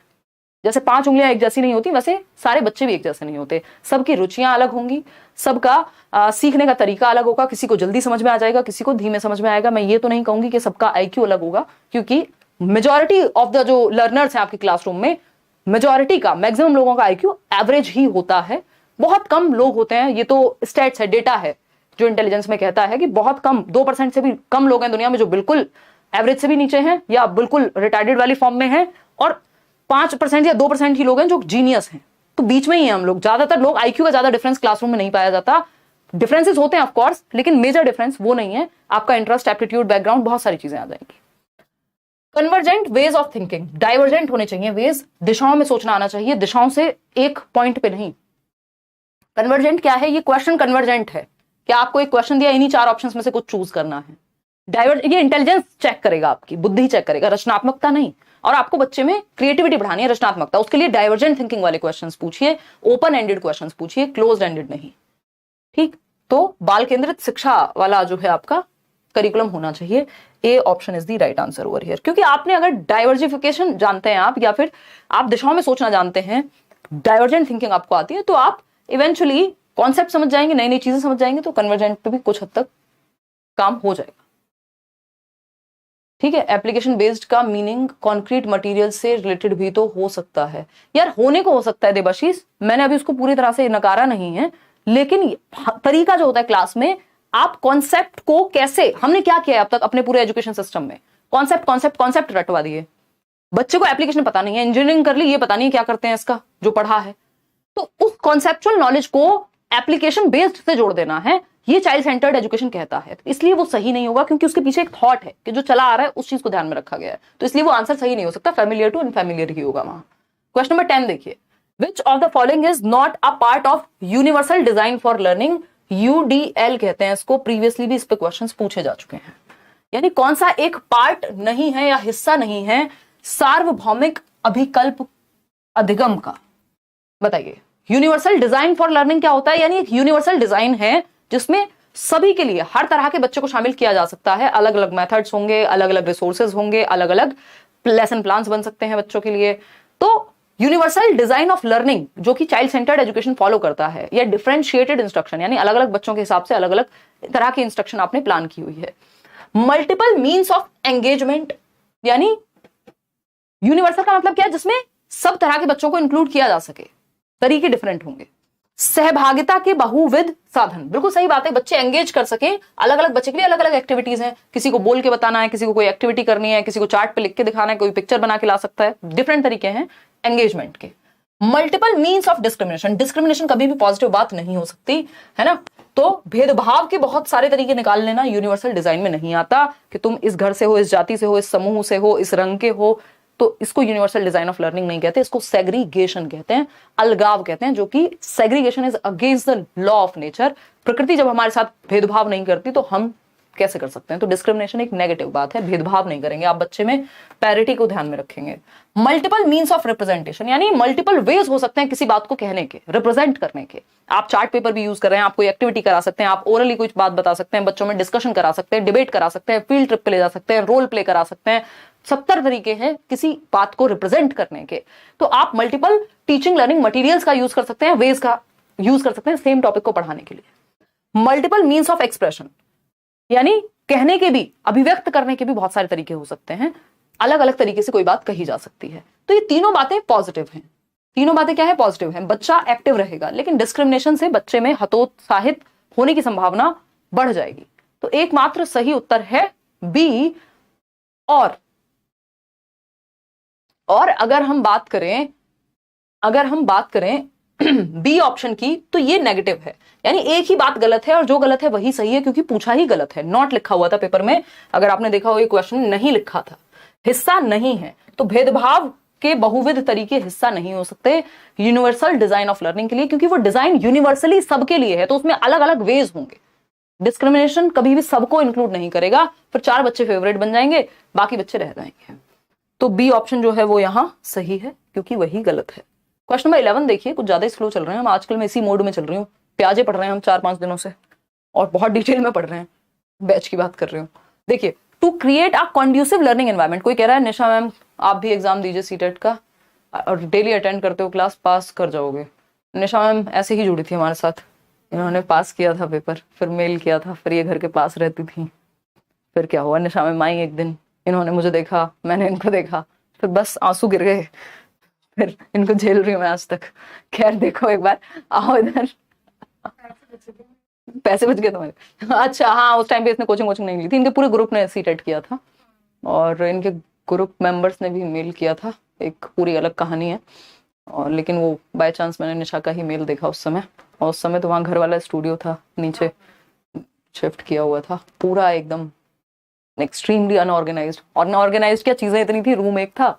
देखिए खैर आगे बढ़ेंगे और समझते हैं क्या कहानी है। आपने मुझे ऐसे नॉस्टैल्जिया दे दिया, कई साल पुरानी बात, 2019 ना।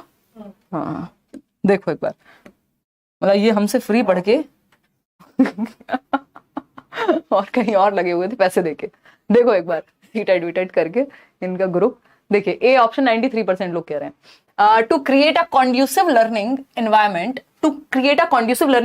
अ टीचर शुड, यानी कि एक अनुकूल समर्थित सीखने का वातावरण बनाने के लिए एक शिक्षक को क्या करना चाहिए, यानी समृद्ध वातावरण बनाना है, सुगम वातावरण बनाना है, जहां बच्चे बेहतर हो सकें, आगे बढ़ सकें, एक ऐसा एनवायरनमेंट जो पॉजिटिव हो।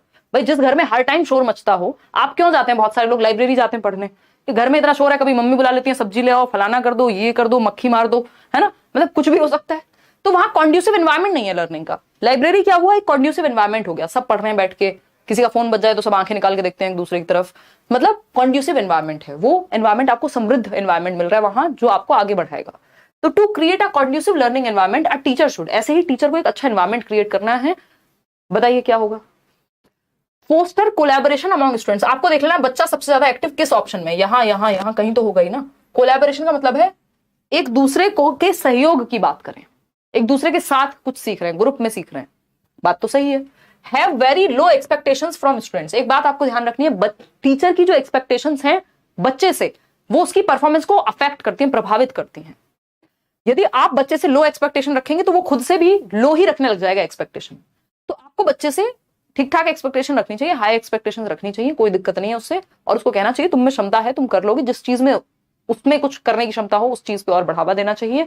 ये नहीं कि तुमसे तो हो ही ना पाएगा, ऐसे बहुत सारे टीचर्स हैं और खतरनाक हैं वो, लेकिन बहुत अच्छे टीचर्स भी हैं। तो have very low expectations from students, जी नहीं। Avoid giving mastery oriented feedback, mastery oriented feedback क्या होता है, मास्टर बन जाए आप किसी चीज के, मतलब पारंगत हो जाए आप किसी चीज में, आपको नंबर से ज्यादा फोकस लर्निंग ओरिएंटेशन पे है, इसको लर्निंग ओरिएंटेड भी बोलते हैं, कि आपका ध्यान जो है वो लर्निंग पे है, learning for the sake of learning, यानी सीखना, सीखने के लिए सीखना, मतलब आपको मजा आ रहा है पढ़ने में इसलिए आप पढ़ रहे हैं, पेपर भी देंगे ठीक है, क्लियर हो जाएगा, है ना। तो ये वही है कि एक्सेलेंस के पीछे भागो, कामयाबी झक मार के पीछे आएगी, 3 इडियट्स। आते हैं D option, not give any autonomy to students, यानी बच्चों को कोई स्वतंत्रता ही मत दो। भाई स्वतंत्रता तो देनी पड़ेगी, बच्चे को एक्टिव रखना पड़ेगा, बच्चे को पैसिव नहीं रख सकते आप, कि उसको कोई भी उसका चॉइस का या उसका कोई मन की बात कुछ कहने नहीं दे रहे हो, कोई ऑटोनॉमी नहीं है, कोई एक्सपेरिमेंट वो खुद से कर ही नहीं सकता है, तो ये बात भी गलत हो गई। तो कोलैबोरेशन एकमात्र पॉजिटिव बात है जहां बच्चा एक्टिव है, कि बच्चे सहयोग करके ग्रुप में 4 चीजें सीखेंगे एक दूसरे से, सोशलाइजेशन अच्छा होगा, सामाजिकरण। क्वेश्चन नंबर 12 देखिएगा, a teacher should encourage her students to, यानी एक टीचर को अपने बच्चों को किस चीज के लिए प्रोत्साहित करना चाहिए। फास्ट चलो फास्ट करते हैं, 1 2 3 स्टार्ट। चलिए, अंडरस्टैंड एंड प्रोसेस, अब इजी क्वेश्चन है ना, एक अध्यापिका द्वारा विद्यार्थियों को किसके लिए अभिप्रेरित करना चाहिए, क्यों मोटिवेट करे, किस चीज के लिए मोटिवेट करे टीचर, जल्दी बताओ। 50% लोग ए कह रहे हैं। Understand and process meaning of content being taught, rote memorization, जी नहीं। Copy of the content passively, वो भी 2 negative word.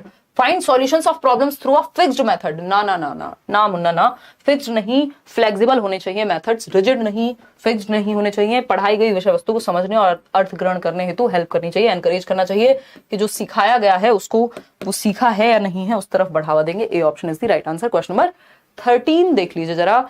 Children construct further knowledge on the basis of, यानी जो बच्चे हैं वो फर्दर नॉलेज कैसे कंस्ट्रक्ट करेंगे, मतलब बच्चे निम्न में से किस आधार पर अगले ज्ञान का निर्माण करते हैं, यानी नया किस आधार पर सीखेंगे, पुराने के आधार पे। कितना आसान सा सवाल है।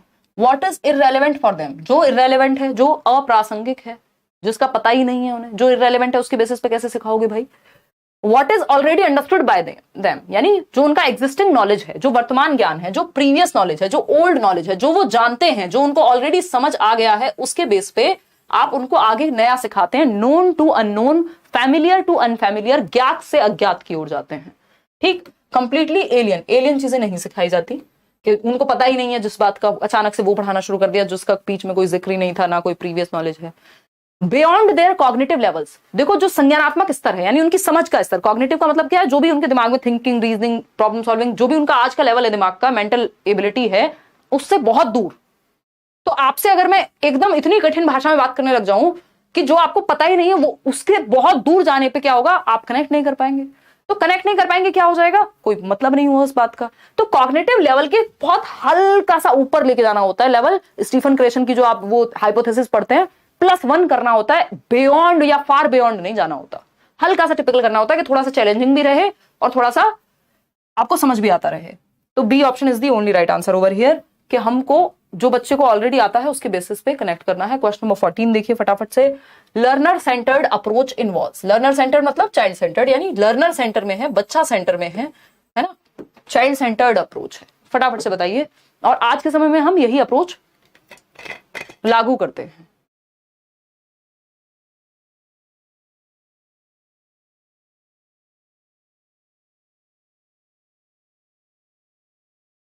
बताइए फटाफट। तुम्हारी हंसी ने खा लिया आज तो हम, वाह। छी यार, ऐसी बातें करती हूँ। देखो एक बार, नहीं इतनी में कोई खराब बात नहीं की थी, आप लोग ज्यादा मत सोच लेना। क्वेश्चन नंबर 14 देखो। Learner centred approach involves methods where learners own initiative and efforts are involved in learning, यानी बच्चा एक्टिव है भाई। ऐसी चाइल्ड सेंटर्ड किसको कहेंगे, वो विधियां जहां शिक्षार्थियों की स्वयं की पहल और प्रयास, यानी बच्चे इनिशिएट कर रहे हो, बच्चे एक्टिव हों। बात सही है। Teacher drawing conclusions for the learners, यानी टीचर ही सब कुछ कर दे रहा है बच्चे के लिए, उसको कंक्लूजन तक पहुंचने नहीं दे रहे हैं आप। लर्निंग बाय डूइंग हो ही नहीं पा रही, करके सीखना हो ही नहीं पा रहा। ट्रेडिशनल इंस्ट्रक्शन अभी बताया था नहीं करना, प्रोग्रेसिव इंस्ट्रक्शन चाहिए, ट्रेडिशनल नहीं, चाइल्ड सेंटर्ड चाहिए। टेक्स्ट बुक इज सेंटर, नहीं नहीं नहीं, बच्चा सेंटर, एक्टिव होना चाहिए बच्चा। ए option is the only right answer over here, जो कि आप लोग सही उत्तर दे भी रहे हैं 92% लोग। क्वेश्चन नंबर 15 देखिए, और हैं कुछ 10-12 सवाल। क्वेश्चन नंबर 15 है, teachers should convey their beliefs to the students that ability is, ये बताया था मैंने इन बिटवीन के शिक्षकों को छात्रों को अपने विश्वास से अवगत कराना चाहिए कि क्षमता क्या है, यानी एक ऐसा बिलीफ, क्योंकि जो बिलीफ है वो बहुत बड़ा रीजन है आपके कुछ अच्छा करने के पीछे भी और बुरा करने के पीछे भी। कि अगर आपने मान लिया है कि ये बहुत क्लीशेड लाइन हो चुकी है, इंटरनेट पे बहुत फैल चुकी है ना, कि आप मान लो या ठान लो तो क्या नहीं कर सकते एंड ऑल, बट ये सच भी है। ये आपकी पेडागोजिकल वेज यूज करते हैं इस चीज को। धन्यवाद हिमाली, है ना।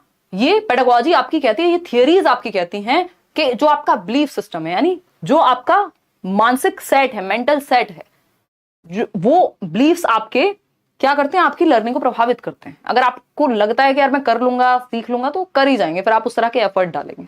तो शिक्षकों को छात्रों को अपने विश्वास से अवगत कराना चाहिए कि बेटा एबिलिटी जो है, क्षमता जो है, वो क्या होती है, इंक्रीमेंटल होती है, यानी उसको बढ़ाया जा सकता है। ऐसा नहीं है कि कोई व्यक्ति है जो वो बोलते हैं ना, कई लोग, आपने ये एग्जांपल बहुत बार सुना होगा कि यार क्या हो गया, ड्राइविंग है मान लो, सीख लेंगे, कोई पेट से सीख के थोड़ी आता है। इंग्लिश है मान लीजिए, लैंग्वेज है ना, स्किल है, सीखी जा सकती है, यानी एबिलिटी इंक्रीमेंटल है, आप अपनी क्षमताओं को बढ़ा सकते हैं, बस मेहनत नहीं हो पाती बहुत सारे लोगों से। तो अनकंट्रोलेबल है ऐसा नहीं है, फिक्स्ड है ऐसा नहीं, एबिलिटी फिक्स्ड नहीं होती, इंक्रीमेंटल होती है। Entirely dependent on external factors, तो एक्सटर्नल फैक्टर्स पे जो चीज आप ये कहेंगे यार ये तो जो हेरिडिटी से मिल गया वही है, या ये तो मेरे पास पैसे नहीं थे, जिनके पास पैसे हैं वही सीख सकते हैं, तो ये फैक्टर्स कुछ हद तक शायद सही भी हो, लेकिन ये आपके कंट्रोल में नहीं है। तो एक्सटर्नल फैक्टर्स तो आप कंट्रोल कर ही नहीं सकते, फिर उस बात पे क्यों सोचना कि पेपर ऑफलाइन हो गया कि ऑनलाइन हो गया। आप क्या कर सकते हैं वो देखेंगे। तो एबिलिटी इंक्रीमेंटल है भाई, ऑनलाइन हो ऑफलाइन हो मैं सीख सकता हूं, बात खत्म, सीख लेंगे। ठीक, तो C option is the right answer. Ability fixed नहीं मानी जाती साइकोलॉजी में या पेडागोजी में। क्वेश्चन नंबर 16 देखिए एक बार, क्या कहता है ये, विच of the following aspect should be promoted by a teacher among her students, यानी किस पक्ष को प्रमोट किया जाना चाहिए, किस पहलू को बढ़ावा दिया जाना चाहिए एक टीचर के द्वारा। पैसिव इमिटेशन को, इमिटेशन होता है नकल करना, और वो भी पैसिव यानी निष्क्रिय, बस रट्टे लगा लो, जो दिखाया गया उसको रट लो, लिख लो चुपचाप से। रोट मेमोराइजेशन आपको पता ही है, रटंत विद्या चलंत नहीं। मीनिंगफुल और रोट लर्निंग दो प्रकार होते हैं लर्निंग के। मीनिंगफुल क्या है, जो अर्थपूर्ण हो, जो आपके जीवन से जुड़े, जो रियल लाइफ से जुड़ी हुई हो, जिसमें आप एक्टिव हो, सक्रिय हो, यानी बच्चा। रोट लर्निंग, पैसिव इमिटेशन, ये सब क्या है, ये रट्टाफिकेशन है। तो इसमें वही चतुर रामलिंगम वाला हाल होगा फिर, जो वो स्पीच दी थी उन्होंने 3 इडियट्स में। नॉलेज कंस्ट्रक्शन, बिल्कुल सही बात है कि बच्चा ज्ञान को कंस्ट्रक्ट कर सकता है, हाई कॉम्पिटिशन नहीं, कोऑपरेशन कोलैबोरेशन को बढ़ाना है। तो नॉलेज कंस्ट्रक्शन, ज्ञान निर्माण को बढ़ावा देना है। क्वेश्चन नंबर 17 देखिएगा, चिल्ड्रन लर्न बेस्ट बाय, यानी कि बच्चे सबसे बेहतर तरीके से कैसे सीखते हैं, जहां वो एक्टिव होंगे। सिंपल, सरल, सुंदर, सस्ता, टिकाऊ जवाब। पैसिव इमिटेशन अगेन नेगेटिव है। ड्रिल एंड प्रैक्टिस, इसको कई लोग बहुत अच्छा मान लेते हैं बट ये है नहीं। रोट मेमोराइजेशन पहले ही साइड हो गया। अब ए है या बी है, परसों दे देती मैडम, पोल चला जाता आराम से, कोई बात नहीं, है ना, हिसाब है, हो जाएगा, महीने में कर देना, कोई बात नहीं, दे देना मैम, आप ले जाइए, बाद में पैसे आ जाएंगे। यही किया है तुमने, वो क्वेश्चन आज करा दिया, पोल कल आया है, कोई बात नहीं, नींद आ गई होगी। देखिए कोई कह रहा है जिसके सीटेट में मैक्सिमम मार्क्स आए उसको आईफोन 14 प्रो गिफ्ट कर देना।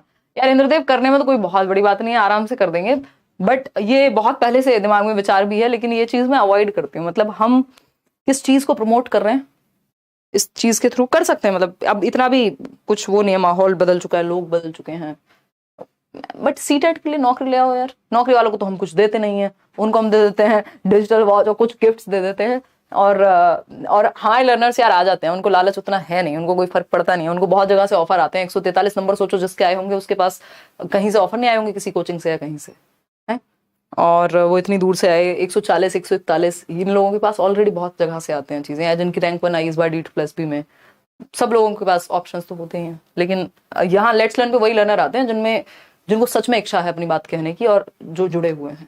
अदरवाइज अपने घर रह सकते हैं, हम किसी को जो है वो नहीं करते कि आपको आना ही आना है, वो उसके बाद की जिम्मेदारी आपकी। तो ठीक है, खैर देखेंगे, सोचेंगे, कुछ दे देंगे आपको मन करेगा तो, बट ऐसे डिमांड्स मत रखो यार। देखो, guided discovery, children learn best by guided discovery. खोजी अधिगम को बढ़ावा देना चाहिए, वो सबसे बेहतर तरीके से तभी सीखेंगे जब उनको अन्वेषण का मौका मिल रहा हो, खोज करने का मौका मिल रहा हो। और गाइडेड मतलब टीचर या कोई भी जो व्यक्ति उनसे ज्यादा जानता है उनको थोड़ा सा गाइड कर दे वहां पे, तो असिस्टेंस मिल जाएगी। ड्रिल एंड प्रैक्टिस यहाँ सही तरीका नहीं होगा, क्योंकि बच्चा ड्रिल एंड प्रैक्टिस में क्या होता है, 2 एकम 2 2 दूनी 4, एक चीज को 10 बार लिखो फिर प्रैक्टिस करो, तो इसमें रट्टाफिकेशन थोड़ा सा उधर चला जाता है। इसमें एक्टिव कम है बच्चा, रट्टाफिकेशन बेशक ना हो लेकिन एक्टिव कम है, तो उसको उतना पॉजिटिव नहीं मानते, लेकिन काम चलाया जा सकता है, आता ही नेगेटिव सेंस में ही है जो ड्रिल एंड प्रैक्टिस है। तो गाइडेड लर्निंग या गाइडेड डिस्कवरी, अन्वेषण खोज करने का मौका जहां मिले बच्चे को। क्वेश्चन नंबर 18 है, इसमें एक ही क्वेश्चन आया है असर्शन और रीजनिंग वाला, और ये ऑफलाइन में भी आ सकते हैं इस तरह क्वेश्चन, कोई बड़ी बात नहीं अगर ये ऑफलाइन में भी पूछ लें अब असर्शन और रीजनिंग, क्योंकि पैटर्न थोड़ा सा इन्होंने पहले से ही परिवर्तित कर दिया है। तो समझते हैं कहानी क्या है। असर्शन है, school should emphasise on mere reproduction of materials learned, यानी विद्यालयों को केवल सीखी गई सामग्रियों के पुनरुत्पादन पर जोर देना चाहिए। यानी जो सीख लिया है उसका रट्टाफिकेशन, उसको उगल दो जाकर के पेपर में जो रटा है। रीजन क्या है इसका, memory is neither constructive nor interpretative, यानी जो आपकी मेमोरी है, मेमोरी यानी स्मृति, ईरानी नहीं नॉर्मल स्मृति, जो आपकी मेमोरी है वो कंस्ट्रक्टिव ना ही वो कंस्ट्रक्टिव होती है, ना ही वो इंटरप्रेटेटिव होती है। यानी ना तो उसमें इंटरप्रिटेशन संभव है, उससे कुछ आप ना कंक्लूजन निकाल सकते हो, ना इंटरप्रिटेशन निकाल सकते हो, और ना ही वो कंस्ट्रक्टिव होती है, यानी कुछ नया सृजन करने में आपको मदद नहीं करती है। बताइए, सब अलग अलग जवाब दे रहे हैं इसका। देखिए both A and R are true. देखिए ए कभी सही नहीं हो सकता क्योंकि ये रटने पे बात कर रहे हैं, रोट लर्निंग की बात हो रही है, मियर रिप्रोडक्शन ऑफ लर्न मटेरियल, जो सीख लिया उसको उगल दो, तो ये तो फॉल्स है 200%।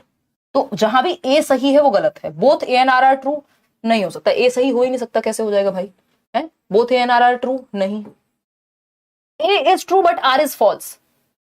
ये तो और खराब है। Both A and R are false. अब मजबूरी हो जाती है कि हमें आर को फॉल्स मानना ही पड़ेगा, अदरवाइज चांसेस थे कि आर पूरी तरह से गलत नहीं था, क्योंकि ऐसा नहीं है कि मेमोरी कंस्ट्रक्टिव नहीं हो सकती।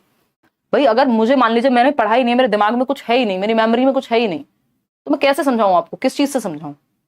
तो मेमोरी ऐसा नहीं है कि हमेशा जो है खराब चीज है, नीदर कंस्ट्रक्टिव नॉर इंटरप्रेटेटिव, कि ना तो कंस्ट्रक्टिव होती है ना इंटरप्रेटेटिव होती है, ये कहना बहुत सही नहीं होगा। बट यहाँ ऑप्शन हमारे पास कोई और है नहीं, और बोर्ड ने भी यही माना है फिर।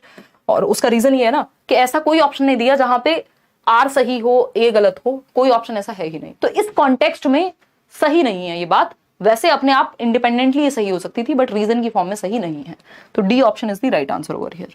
आगे बढ़ेंगे क्वेश्चन नंबर 19 कि क्योंकि रट्टाफिकेशन से कोई इंटरप्रिटेशन नहीं आएगा, उस सेंस में ये गलत है। क्वेश्चन नंबर 19 है in order to maximise students engagement, यानी बच्चे ज्यादा से ज्यादा एंगेज करें, यानी एक्टिव हो, जैसे आप अभी जवाब दे रहे हैं पोल में। In learning process are teacher should, क्या करना चाहिए? लर्निंग प्रोसेस में बच्चे ज्यादा से ज्यादा एंगेज हो, संलग्नता उनकी ज्यादा से ज्यादा हो, अधिकाधिक इन्वॉल्वमेंट हो उनका। इसके लिए मिनिमाइज कर देंगे ऑटोनॉमी, बच्चों को स्वतंत्रता देना बंद कर देंगे। ये एकदम बकवास बात है ना, खराब बात है ये। क्यों? क्योंकि बच्चों की स्वतंत्रता अगर आपने छीन ली, मतलब आप उनके मन में जो आएगा वो कुछ नहीं कहने देंगे, अपने आप को अभिव्यक्त नहीं करने देंगे, बच्चे के अनुभव को इग्नोर कर देंगे, उसके एक्सपीरियंस को शेयर नहीं करने देंगे, यानी जो उसको पहले से आता है प्रीवियस नॉलेज, उस पर वो नया ज्ञान बना नहीं पाएगा। तो क्या हो जाएगी? भसड़ हो जाएगी, बहुत बुरी हालत हो जाएगी इस स्थिति में। और ऐसी बहुत सारी बातें मैं आपको एक्सप्लेन कर सकती हूँ, बट इसका सिंपल मतलब ये है कि बच्चे की ऑटोनॉमी या आजादी छीनना कोई बहुत बढ़िया बात नहीं है। आज की क्लास में मजा आएगा, एकदम डेली मजा आएगा, टेंशन ना लो। मैक्सिमाइज ऑटोनॉमी ऑफ स्टूडेंट्स, जी नहीं। मैक्सिमाइज डिस्ट्रैक्शंस को बढ़ावा दे दो। बेटा एक नहीं 3 फोन देंगे तुमको, 4 कंप्यूटर 3 फोन, है ना? तो डिस्ट्रैक्शंस को बढ़ावा नहीं देना। डिस्ट्रैक्शन क्या हो सकते हैं? किसी के लिए फोन हो सकता है, किसी के लिए डिस्ट्रैक्शन, यहां अगर मैं बात करूं क्लासरूम के सेंस में जो बात हो रही है, स्कूल में तो आप फोन नहीं लेके जाते हैं, यहां पे डिस्ट्रैक्शन हो सकती है बाहर से कोई शोर आ रहा है, क्लास में मैक्सिमम शोर आ रहा है, कहीं से डीजे बज रहा है स्कूल में, अब ध्यान कहां से लगेगा, है ना? या कोई और डिस्ट्रैक्शन हो सकता है, ऐसी अनकंफर्टेबल सीट पे बच्चा बैठा हुआ है जिसपे वो ठीक से बैठ ही नहीं पा रहा, वो हिलती रहती है बार बार, तो वो डिस्ट्रैक्शन ही है एक तरह का। तो इसको मैक्सिमाइज नहीं मिनिमाइज करना होता है, डिस्ट्रैक्शन को कंट्रोल्ड एनवायरमेंट देना होता है जहां बाकी सारी चीजें कंट्रोल में है, मतलब बच्चा शांति से सीख पाए। भाई कंफर्टेबल जगह पे तो बैठ के पढ़ोगे ना, अब हर किसी के बस का तो नहीं ना लालटेन से वो चमत्कार कर दें। ज्यादा संभावना है कि अगर थोड़ा सा माहौल ठीक मिल जाएगा तो ज्यादा अच्छा कर जाएंगे, बट उनकी मतलब ये डिफरेंट कहानी है। बट एक बेसिक बात यह है कि कॉन्ड्यूसिव एनवायरमेंट मिलना चाहिए, डिस्ट्रैक्शन भरा हुआ एनवायरमेंट नहीं। मिनिमाइज इंडिविजुअल चॉइसेस, यानी जो बच्चे की खुद की चॉइसेस है, इंडिविजुअल डिफरेंसेस है, उनको इग्नोर कर दो, मिनिमाइज कर दो, उसकी चॉइस को कम ही महत्व दो, ये भी गलत है। मैक्सिमाइज ऑथेंटिसिटी ऑफ टास्क, यानी रियल टास्क कराओ, कार्य की सत्यता को अधिकतम कर देना चाहिए, तब जाकर के बच्चा जो है वो ज्यादा इन्वॉल्व होगा, यानी वो ऑथेंटिक टास्क होना चाहिए, रियल लाइफ से जुड़ा हुआ होना चाहिए, ऐसी फर्जी टास्क नहीं होना चाहिए। क्वेश्चन नंबर 20 देखिएगा एक बार, क्या कहता है? In a progressive classroom the curriculum, यानी एक प्रगतिशील कक्षा कक्ष में जो पाठ्यचर्या है, करिकुलम क्या है? सिलेबस जस्ट एक हिस्सा होता है करिकुलम का। जो प्रोग्रेसिव क्लासरूम होती है वहां बच्चे को एक्टिव रखा जाएगा, करिकुलम भी वैसा ही बनेगा। करिकुलम सब कुछ है बच्चे का, स्कूल में कदम रखने से लेके बाहर निकलने तक, चाहे वो डांस हो, प्रेयर हो, आपका स्पोर्ट्स हो, कोई और mehndi competition, rangoli competition, singing हो गया, कुछ भी है, हर एक एक्टिविटी करिकुलम का ही हिस्सा है और सिलेबस भी करिकुलम का हिस्सा है, यानी पढ़ाई भी करिकुलर प्लस को करिकुलर दोनों एक्टिविटीज इसमें आ जाती हैं। तो एक प्रोग्रेसिव क्लासरूम मतलब जहां बच्चे सेंटर में है, जहां बच्चे सेंटर में है और बच्चे क्या है? एक्टिव हैं, सक्रिय हैं, लर्निंग बाय डूइंग हो रही है, करके सीख रहे हैं बच्चे, वहां करिकुलम कैसा होगा? ऐसा होगा जो करके सीखने को बढ़ावा दे सके। पहला ऑप्शन रिजिड होगा, ये बात हम पहले ही डिस्कस कर चुके हैं, जो बदलता नहीं है वो टूट जाता है, खत्म हो जाता है समय के साथ, तो रिजिडनेस से तो नहीं चलेगा। And highly structured without giving any autonomy, again बच्चे की ऑटोनॉमी, आजादी छीनने पे लगे हुए हैं बेचारे बच्चे की, ये तो गड़बड़ बात है। Is organised into fragmented subjects, देखिए फ्रेगमेंटेड सब्जेक्ट्स यानी टूटे हुए चंक्स में नहीं होनी चाहिए, नॉलेज कनेक्टेड होनी चाहिए, फ्रेगमेंट में नहीं, कनेक्शन में बनानी है। Is organised according to the capabilities and interest of the children, ये बात बच्चे के पक्ष में है कि बच्चे की रुचि को ध्यान में रखते हुए, उनकी क्षमताओं को, उनकी एज के एबिलिटी को, उनके कॉग्निटिव डेवलपमेंट को ध्यान में रखते हुए सिलेबस बनना चाहिए या करिकुलम डिजाइन होना चाहिए, है ना? कोई गेम भी आप आज की डेट में लेने जाएंगे दुकान से, मॉल से, कहीं से, इंटरनेट से, उस पर लिखा रहता है 3+ बच्चों के लिए है, 8 या 10 ईयर्स प्लस वाले बच्चे के लिए है, कि उसके संज्ञानात्मक स्तर और उसकी रुचि के अनुसार होगा, है ना? Is presented in disconnected chunks, कभी भी टूटे फूटे टुकड़ों में आप पेश नहीं करते कोई इंफॉर्मेशन। यानी डिस्कनेक्टेड का मतलब क्या है, प्रीवियस नॉलेज से कनेक्ट ही नहीं होता, बस टुकड़े हैं, एक बात यहां की एक वहां की, और वो है ना भानुमति वाला जो एक कहावत चलती है भारत में, हाँ हाँ हाँ जो भी है, वो शुरुआत वाला मुझे याद नहीं आ रही उसकी लाइन, तो वो हाँ कहीं की ईंट कहीं से ये वो जोड़ डाल के कुछ भी बना दिया, ये नहीं पढ़ाने में होता। इसमें आपको कनेक्शन बिल्ड करना होता है, एक कॉन्सेप्ट से दूसरे कॉन्सेप्ट को जोड़ना होता है, तो ये बात गड़बड़ हो जाएगी। सी ऑप्शन, बच्चों की रुचियों व क्षमताओं के अनुरूप होना चाहिए जो करिकुलम है। क्वेश्चन नंबर 21 देखिए, एज के भी अप्रोप्रिएट हो सकता है। क्वेश्चन नंबर 21 देखिएगा, assessment of conceptual clarity of a student can be effectively done, यानी एक छात्र की वैचारिक स्पष्टता का आकलन प्रभावी ढंग से किस प्रकार से किया जा सकता है, बताइएगा। यानी वैचारिक स्पष्टता का मतलब क्या, कॉन्सेप्चुअल क्लैरिटी, जो कॉन्सेप्ट उसको पढ़ाया गया है या सीखा है उसने वो कितना क्लियर है, वो कैसे पता लगेगा। देखो रॉयल एंटरटेनमेंट बिल्कुल सही कह रहे हैं 12,000 लोग लाइव हैं लेकिन 7,000 लोगों ने लाइक किया, भूल जाते हैं, इतना मन लग रहा है पढ़ाई में, इतने इन्वॉल्व हैं कि भूल जाते हैं, कोई बात नहीं। हाँ देखिए यहाँ कई लोग तो कुछ चैट वैट करते पाए जा रहे हैं क्या, हाँ सही है सही है। निशा का फुल एंटरटेनमेंट होता रहता है, थोड़ा फास्ट यार, मजा आ रहा है आज डिस्कशन में, कर लेना दो, कल कर लेंगे फास्ट। लव फ्रॉम बिहार, धन्यवाद जी, आप सभी को मेरी तरफ से भरपूर स्नेह। असेसमेंट ऑफ कॉन्सेप्चुअल क्लैरिटी, हम बच्चे को कितनी कॉन्सेप्चुअल क्लैरिटी है, उसका कॉन्सेप्ट कितना क्लियर है, इसका आकलन, इसका एक तरह का टेस्ट या जांचना कैसे संभव हो पाएगा, ये बताना है, बताइएगा। पहला ऑप्शन है asking the student to recite the definition, यानी जो परिभाषा है उसके रट्टे लगवा दो बच्चे से कि बेटा परिभाषा सुनाओ किसी बात की। अब उसने परिभाषा सुना दी, किसी व्यक्ति वस्तु स्थान के नाम को संज्ञा कहते हैं, अब उससे पूछो उसका एग्जाम्पल क्या होता है कि ये तो नहीं पता, तो ये क्या हुआ, कॉन्सेप्चुअल क्लैरिटी नहीं है, परिभाषा याद है। तो परिभाषा सुनाना तो कोई बहुत बड़ी बात नहीं है, रट करके काम चल जाता है ना। कई टॉपर्स आपको ऐसे मिल जाएंगे, मैं अभी कल परसों कोई तो इंटरव्यू देख रही थी, तो वो टॉपर खुद ही बोल रहे थे कि मैं रट्टा लगा लेता था फर्स्ट आ जाता था। तो रेसिटेशन या डेफिनेशन को रटना का मतलब ये नहीं कि कॉन्सेप्चुअल क्लैरिटी हमेशा है। कई तो महान लोग हमारी क्लास में भी थे, मैथ्स के सवाल भी रट जाते थे, तुम थी क्या। बी ऑप्शन है asking the students to think of application of the concept to daily life, यानी बच्चे को कॉन्सेप्ट को एप्लीकेशन कैसे करना है उस कॉन्सेप्ट का डेली लाइफ में, उससे जोड़ना है, बात एकदम सही है। Asking the students to copy from the board, ये एकदम बोरियत वाले तरीके थे, ये हम सब ने झेले हैं क्लास में, या मेमोराइज कर लो, नहीं, बच्चा जहां एक्टिव है सबसे ज्यादा एक्टिव रहेगा बच्चा जब उसको दैनिक जीवन में अप्लाई करने को कहेंगे, वही सीखेगा, वही ऑप्शन सही है। क्वेश्चन नंबर 22 देख लीजिए एक बार फटाफट से, क्या कहता है क्वेश्चन नंबर 22। इस तरह के भी क्वेश्चन खूब आने की संभावना है पेपर में। आप प्रोग्रेसिव क्लासरूम के 4 ऑप्शन है, फिर उसमें से चूज करना होता है कि कौन सा सही है। आप progressive classroom is characterised by, एक प्रगतिशील कक्षा की विशेषता, मोबाइल टीचर, मोबाइल मतलब टीचर मोबाइल नहीं बन गया है, मोबाइल मतलब जो चेंज हो सके टाइम के साथ, जो कहीं भी आ जा सके, है ना, मतलब जो ढल सके, डायनेमिक हो अगर मैं कहूं तो। शिक्षक की गतिशीलता, यानी जो टीचर है वो डायनेमिक हो, एक तो क्लास में सबको एंगेज कर सके, इन्वॉल्व हो सके, और पता आप देखते हैं कई बार टीचर्स क्लास में घूमते भी रहते हैं, मतलब कि भाई किस बच्चे ने क्या कर लिया, और टाइम के साथ चेंज भी हो सके, तो डायनेमिक होना चाहिए टीचर को, फ्लेक्सिबल भी होना चाहिए, लचीला होना चाहिए, रिजिड नहीं होना चाहिए कि भाई बच्चे अलग तरीके से सीख रहे हैं, आप सिर्फ एक ही तरीका अपना रहे हैं, या बच्चे की नीड को ही नहीं समझ रहे हैं, कोई बच्चा लेट आता है, अब उसके पीछे का रीजन क्या है ये जाने बिना आपने उसको पनिशमेंट दे दी। ऑटोनॉमी टू चिल्ड्रन, यानी बच्चों को स्वायत्ता दो, फ्रीडम दो थोड़ी, बात सही है। Provisioning of a lot of material, यानी कि बहुत सारी सामग्रियों का प्रावधान अगर आप कर पाए तो बात तो कोई बुरी नहीं है, ये भी आप कर सकते हैं। तो नेगेटिव क्या हुआ इसमें, भाई अगर सामग्री अगर आ सकती है तो ले आओ, अदरवाइज वैसे हम इसको इग्नोर कर देते, बट ठीक है अभी बहुत नेगेटिव ऑप्शन नहीं है। आगे बढ़ेंगे, इसका ऑफिशियल आंसर एक बार चेक भी करना पड़ेगा, बट आप अभी डी ही मानिएगा। ये 2 क्वेश्चन हैं आज के जिन पे डाउट की संभावना है, मुझे उतना समय आज नहीं हो पाया, मैं इसके लिए क्षमा चाहती हूँ, एक बार ऑफिशियल आंसर इन दोनों का चेक कर पाती।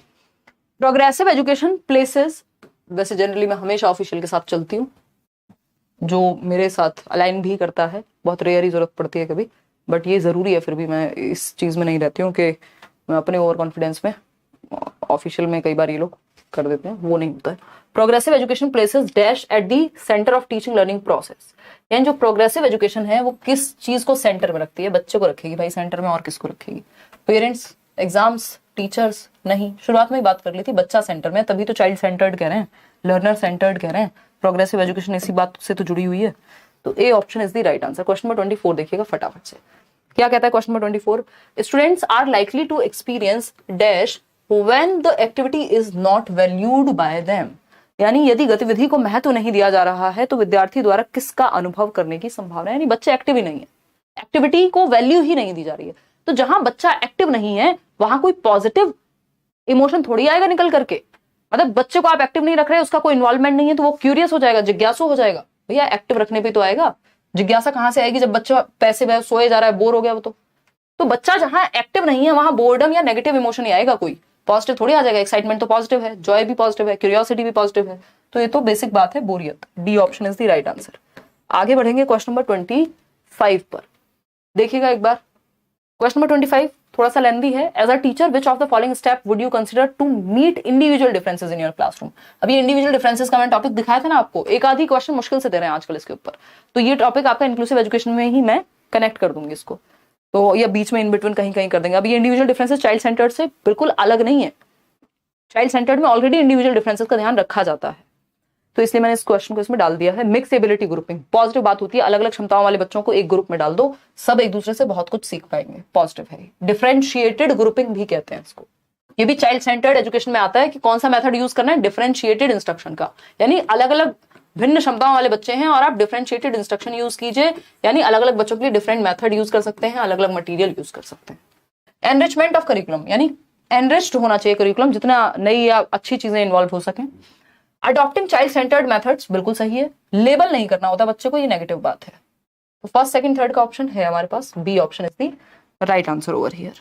आगे बढ़ेंगे नेक्स्ट क्वेश्चन पे, क्वेश्चन नंबर 26 देखिएगा एक बार, क्या कहता है क्वेश्चन नंबर 26। मुझे लगता है इसमें आपको थोड़ी आसानी हो रही होगी पढ़ने में, आज हमारे टाइपिस्ट जी ने इस तरह से टाइप किए हैं क्वेश्चन। तो एक बार लास्ट में बताना अभी पोल में कि ये वाला तरीका रखें या जो आपका वैसे वाला तरीका होता है, एक साइड हिंदी एक साइड इंग्लिश, वो उसमें थोड़ा सेग्रीगेशन अच्छा हो जाता है, बट पढ़ने में मेरे ख्याल में मतलब ये जगह मिल गई ना मुझे खड़े होने के लिए। ये बहुत बार हम चेंज करते रहते हैं, पहले ऐसे भी करते थे। B option 91%। देखते हैं एक बार। Classroom where students are encouraged for pair assignments, group work and discussions is characterised by. Learning क्या होती है? सोशल एक्टिविटी होती है प्रोग्रेसिव एजुकेशन में। प्रगतिशील शिक्षा में बच्चों को ग्रुप्स में सिखाने की बात को बढ़ावा दिया जाता है। कई लोगों का इंटरनेट खत्म हो गया होगा इस टाइम तक, 10:30 बजे तक 1.5-2 GB डेटा पचा चुके होंगे, डकार भी ले चुके होंगे। देखिए एक बार, पैसिव लर्निंग नहीं हो सकती, कोलैबोरेटिव। हाँ बच्चा एक्टिव है। कोलैबोरेशन का मतलब क्या है? ग्रुप में सीखना। पेयर मतलब 2 बच्चे एक साथ सीख रहे हैं, ग्रुप मतलब दो से अधिक बच्चे सीख रहे हैं। डिस्कशन भी लोगों के बीच में ही होंगे। रटना जी नहीं। इंस्ट्रक्शन बेस्ड लर्निंग, देखिए डिफरेंशिएटेड इंस्ट्रक्शन नहीं लिखा। इंस्ट्रक्शन तो ये हो गया जो जिसने कहा उसका पालन कर लिया, तो ये पॉजिटिव नहीं होगा जब तक डिफरेंशिएटेड सेंस में ना पूछा हो। तो सहयोगात्मक अधिगम जो है यहाँ बेटर है, बच्चा एक्टिव होगा। कंस्ट्रक्टिव टीचर जो है, एक रचनात्मक टीचर जो बच्चे को एक्टिव रखना चाहता है, संरचनावादी है। पियाजे वाइगोस्की चाइल्ड सेंटर्ड एजुकेशन को क्योंकि कंस्ट्रक्टिविज्म फॉलो करता है, मानता है, तो ऐसा टीचर जो कंस्ट्रक्टिविज्म में विश्वास रखता है वो चाइल्ड सेंटर्ड में ऑलरेडी विश्वास रखेगा। पहला ऑप्शन है gives both examples and non examples in her classroom, यानी एक ऐसी टीचर जो कंस्ट्रक्टिव थॉट को फॉलो करती है जिसमें बच्चे को एक्टिव रखने की बात हुई है। तो तरीका कोई भी हो, बच्चा एक्टिव रहना चाहिए। ये आपको बिल्कुल गांठ बांध लेनी है, ये बात बिल्कुल सही कह रहे हैं आप। कोई कह रहा है हमारे पास वाईफाई है मैम, हाँ सारा दिख ही रहा है वो तो है क्या बात। गिव्स ओनली एग्जांपल्स इन दी क्लासरूम, तो ये वाईफाई वाले ही बचे हैं क्या रात में? गिव्स ओनली एग्जांपल्स इन दी क्लासरूम, यानी सिर्फ एग्जांपल्स ही देता है क्लासरूम में, उदाहरण देना चलो कोई बुरी बात नहीं, लेकिन ये ओनली जहां लगा होता है ना, इससे थोड़ा डर के रहना चाहिए, इस ऑप्शन पे शक करना चाहिए। जब तक 100% श्योर ना हो, ओनली वाले ऑप्शन से बचना चाहिए। ऑल ऑफ द अबव की संभावना ज्यादा रहती है, वहां पे आप डाउट में भी लगा सकते हैं, लेकिन ओनली को तो आपको श्योर करके ही लगाना होता है, क्योंकि ओनली का मतलब है एक्सट्रीम में लेके जा रहा है ऑप्शन आपको, ठीक, मतलब किसी भी एक तरफ ले जा रहा है एक्सट्रीम में। Refers to only non examples to strengthen concepts, यानी सिर्फ नॉन एग्जांपल, गैर उदाहरण। Should not give both examples and non examples, दोनों ही मत दो, तीनों ही बातें गलत हैं। A option is the right answer. 83% लोग। अब कई लोगों को इस बात में डाउट होगा कि गैर उदाहरण क्या होता है, बाकी बातें तो ठीक हैं। ये पहले भी आता था, क्वेश्चन बहुत बार रिपीट हुए हैं ये सब, और ये इस बार ऑनलाइन में नए तरीके से पूछ लिया है बस, बट पहले भी पूछा जाता था, बस कंस्ट्रक्टिव टीचर लिख दिया, मतलब लैंग्वेज बदल दी, बात वही है। Gives both examples and non examples in her classroom, यानी उदाहरण भी दो, गैर उदाहरण भी दो। उदाहरण क्या होते हैं? जो डायरेक्ट होते हैं। डायरेक्ट क्या होता है? भैया कबूतर जो है एक बर्ड है, या कोयल जो है एक बर्ड है। जब मैं चिड़िया का कॉन्सेप्ट पढ़ा रही हूँ, बर्ड्स के बारे में हम डिस्कशन कर रहे हैं, तो मैंने आपको बर्ड का एग्जाम्पल दे दिया कि कोयल, पैरट, ये सब क्या है, पिजन, ये सब बर्ड्स हैं। या आपका वो एनसीईआरटी में कौन सा बर्ड आता है, तो बहुत सारे हैं। तो ये एग्जाम्पल हुआ बर्ड के कॉन्सेप्ट का। नॉन एग्जाम्पल क्या हुआ, मैंने आपको एग्जाम्पल दिया कि जो डॉग है वो बर्ड नहीं है। इनडायरेक्टली तो समझ आ गया ना कि डॉग यानी इनडायरेक्टली जुड़ा हुआ होता है कहीं ना कहीं, आपको वो कॉन्सेप्ट की क्लैरिटी में काम आता है नॉन एग्जाम्पल, जो डायरेक्ट उस चीज का उदाहरण नहीं है लेकिन इनडायरेक्टली आपको वो क्लियर कर देगा उस कॉन्सेप्ट को। ये है गैर उदाहरण। तो दोनों ही टीचर को यूज करने चाहिए, एग्जाम्पल्स और नॉन एग्जाम्पल्स दोनों ही, जिससे कॉन्सेप्ट क्लियर हो जाए। क्वेश्चन नंबर 28 देखिए, ये शायद लास्ट क्वेश्चन है आज का। हाँ देखिए, ये आखिरी सवाल है आज का इस टॉपिक का। Learning by doing, discovery learning and collaborative learning are characteristics of a classroom. मतलब जो भी कुछ हम लिखते थे वो सब इन्होंने एक साथ जोड़ दिया। लर्निंग बाय डूइंग, करके सीखना, डिस्कवरी लर्निंग यानी खोज करना या अन्वेषण, बच्चा खोज कर रहा है किसी चीज का, एक्टिव है। बात हो रही है सिक्कों की, कॉइन्स के बारे में, तो वो अपनी दादी माँ से पूछ रहा है, अच्छा आपके समय में 50 पैसे के सिक्के भी होते थे, अच्छा और क्या होता था, वो बताएंगे, आना भी चलता था बेटा, ये भी होता था, वो भी होता था, ये वाला नोट भी आता था। तो वो कहीं ना कहीं कुछ कुछ डिस्कवर करने की कोशिश में है। और भी डिफरेंट तरीके हो सकते हैं, कोई एक्सपेरिमेंट हो सकता है, एज पे डिपेंड करेगा किस तरह की डिस्कवरी लर्निंग है। डिस्कवरी लर्निंग की बात कौन करते हैं, जरा आज कॉमेंट में बताइएगा। And collaborative learning are characteristics, collaborative मतलब ग्रुप में आप सीख रहे हैं, तो बच्चा एक्टिव है तीनों ही केस में। तो कैसा क्लासरूम हुआ जहां बच्चा एक्टिव है। बिहेवियरिस्टिक को एक्टिविटी से कोई फर्क नहीं पड़ता, ये तो रिवॉर्ड, पनिशमेंट, इन सब की बात करते हैं। प्रोग्रेसिव क्लासरूम है, बात तो सही लग रही है, आगे बढ़ने की ओर ले जा रहे हैं आप, बच्चा सेंटर में है, बच्चा एक्टिव है, सही बात है। लर्निंग बाय डूइंग की बात हो रही है। पैसिव है, पैसिव कहां से हो जाएगा ये, जहां बच्चा एक्टिव हो पैसिव कैसे, टीचर सेंटर में, बच्चा सेंटर में दिख रहा है हमें तो B option is the only right answer, progressive. ये 14% लोग कहां से आते हैं जिन्होंने ये गलत जवाब दिया है।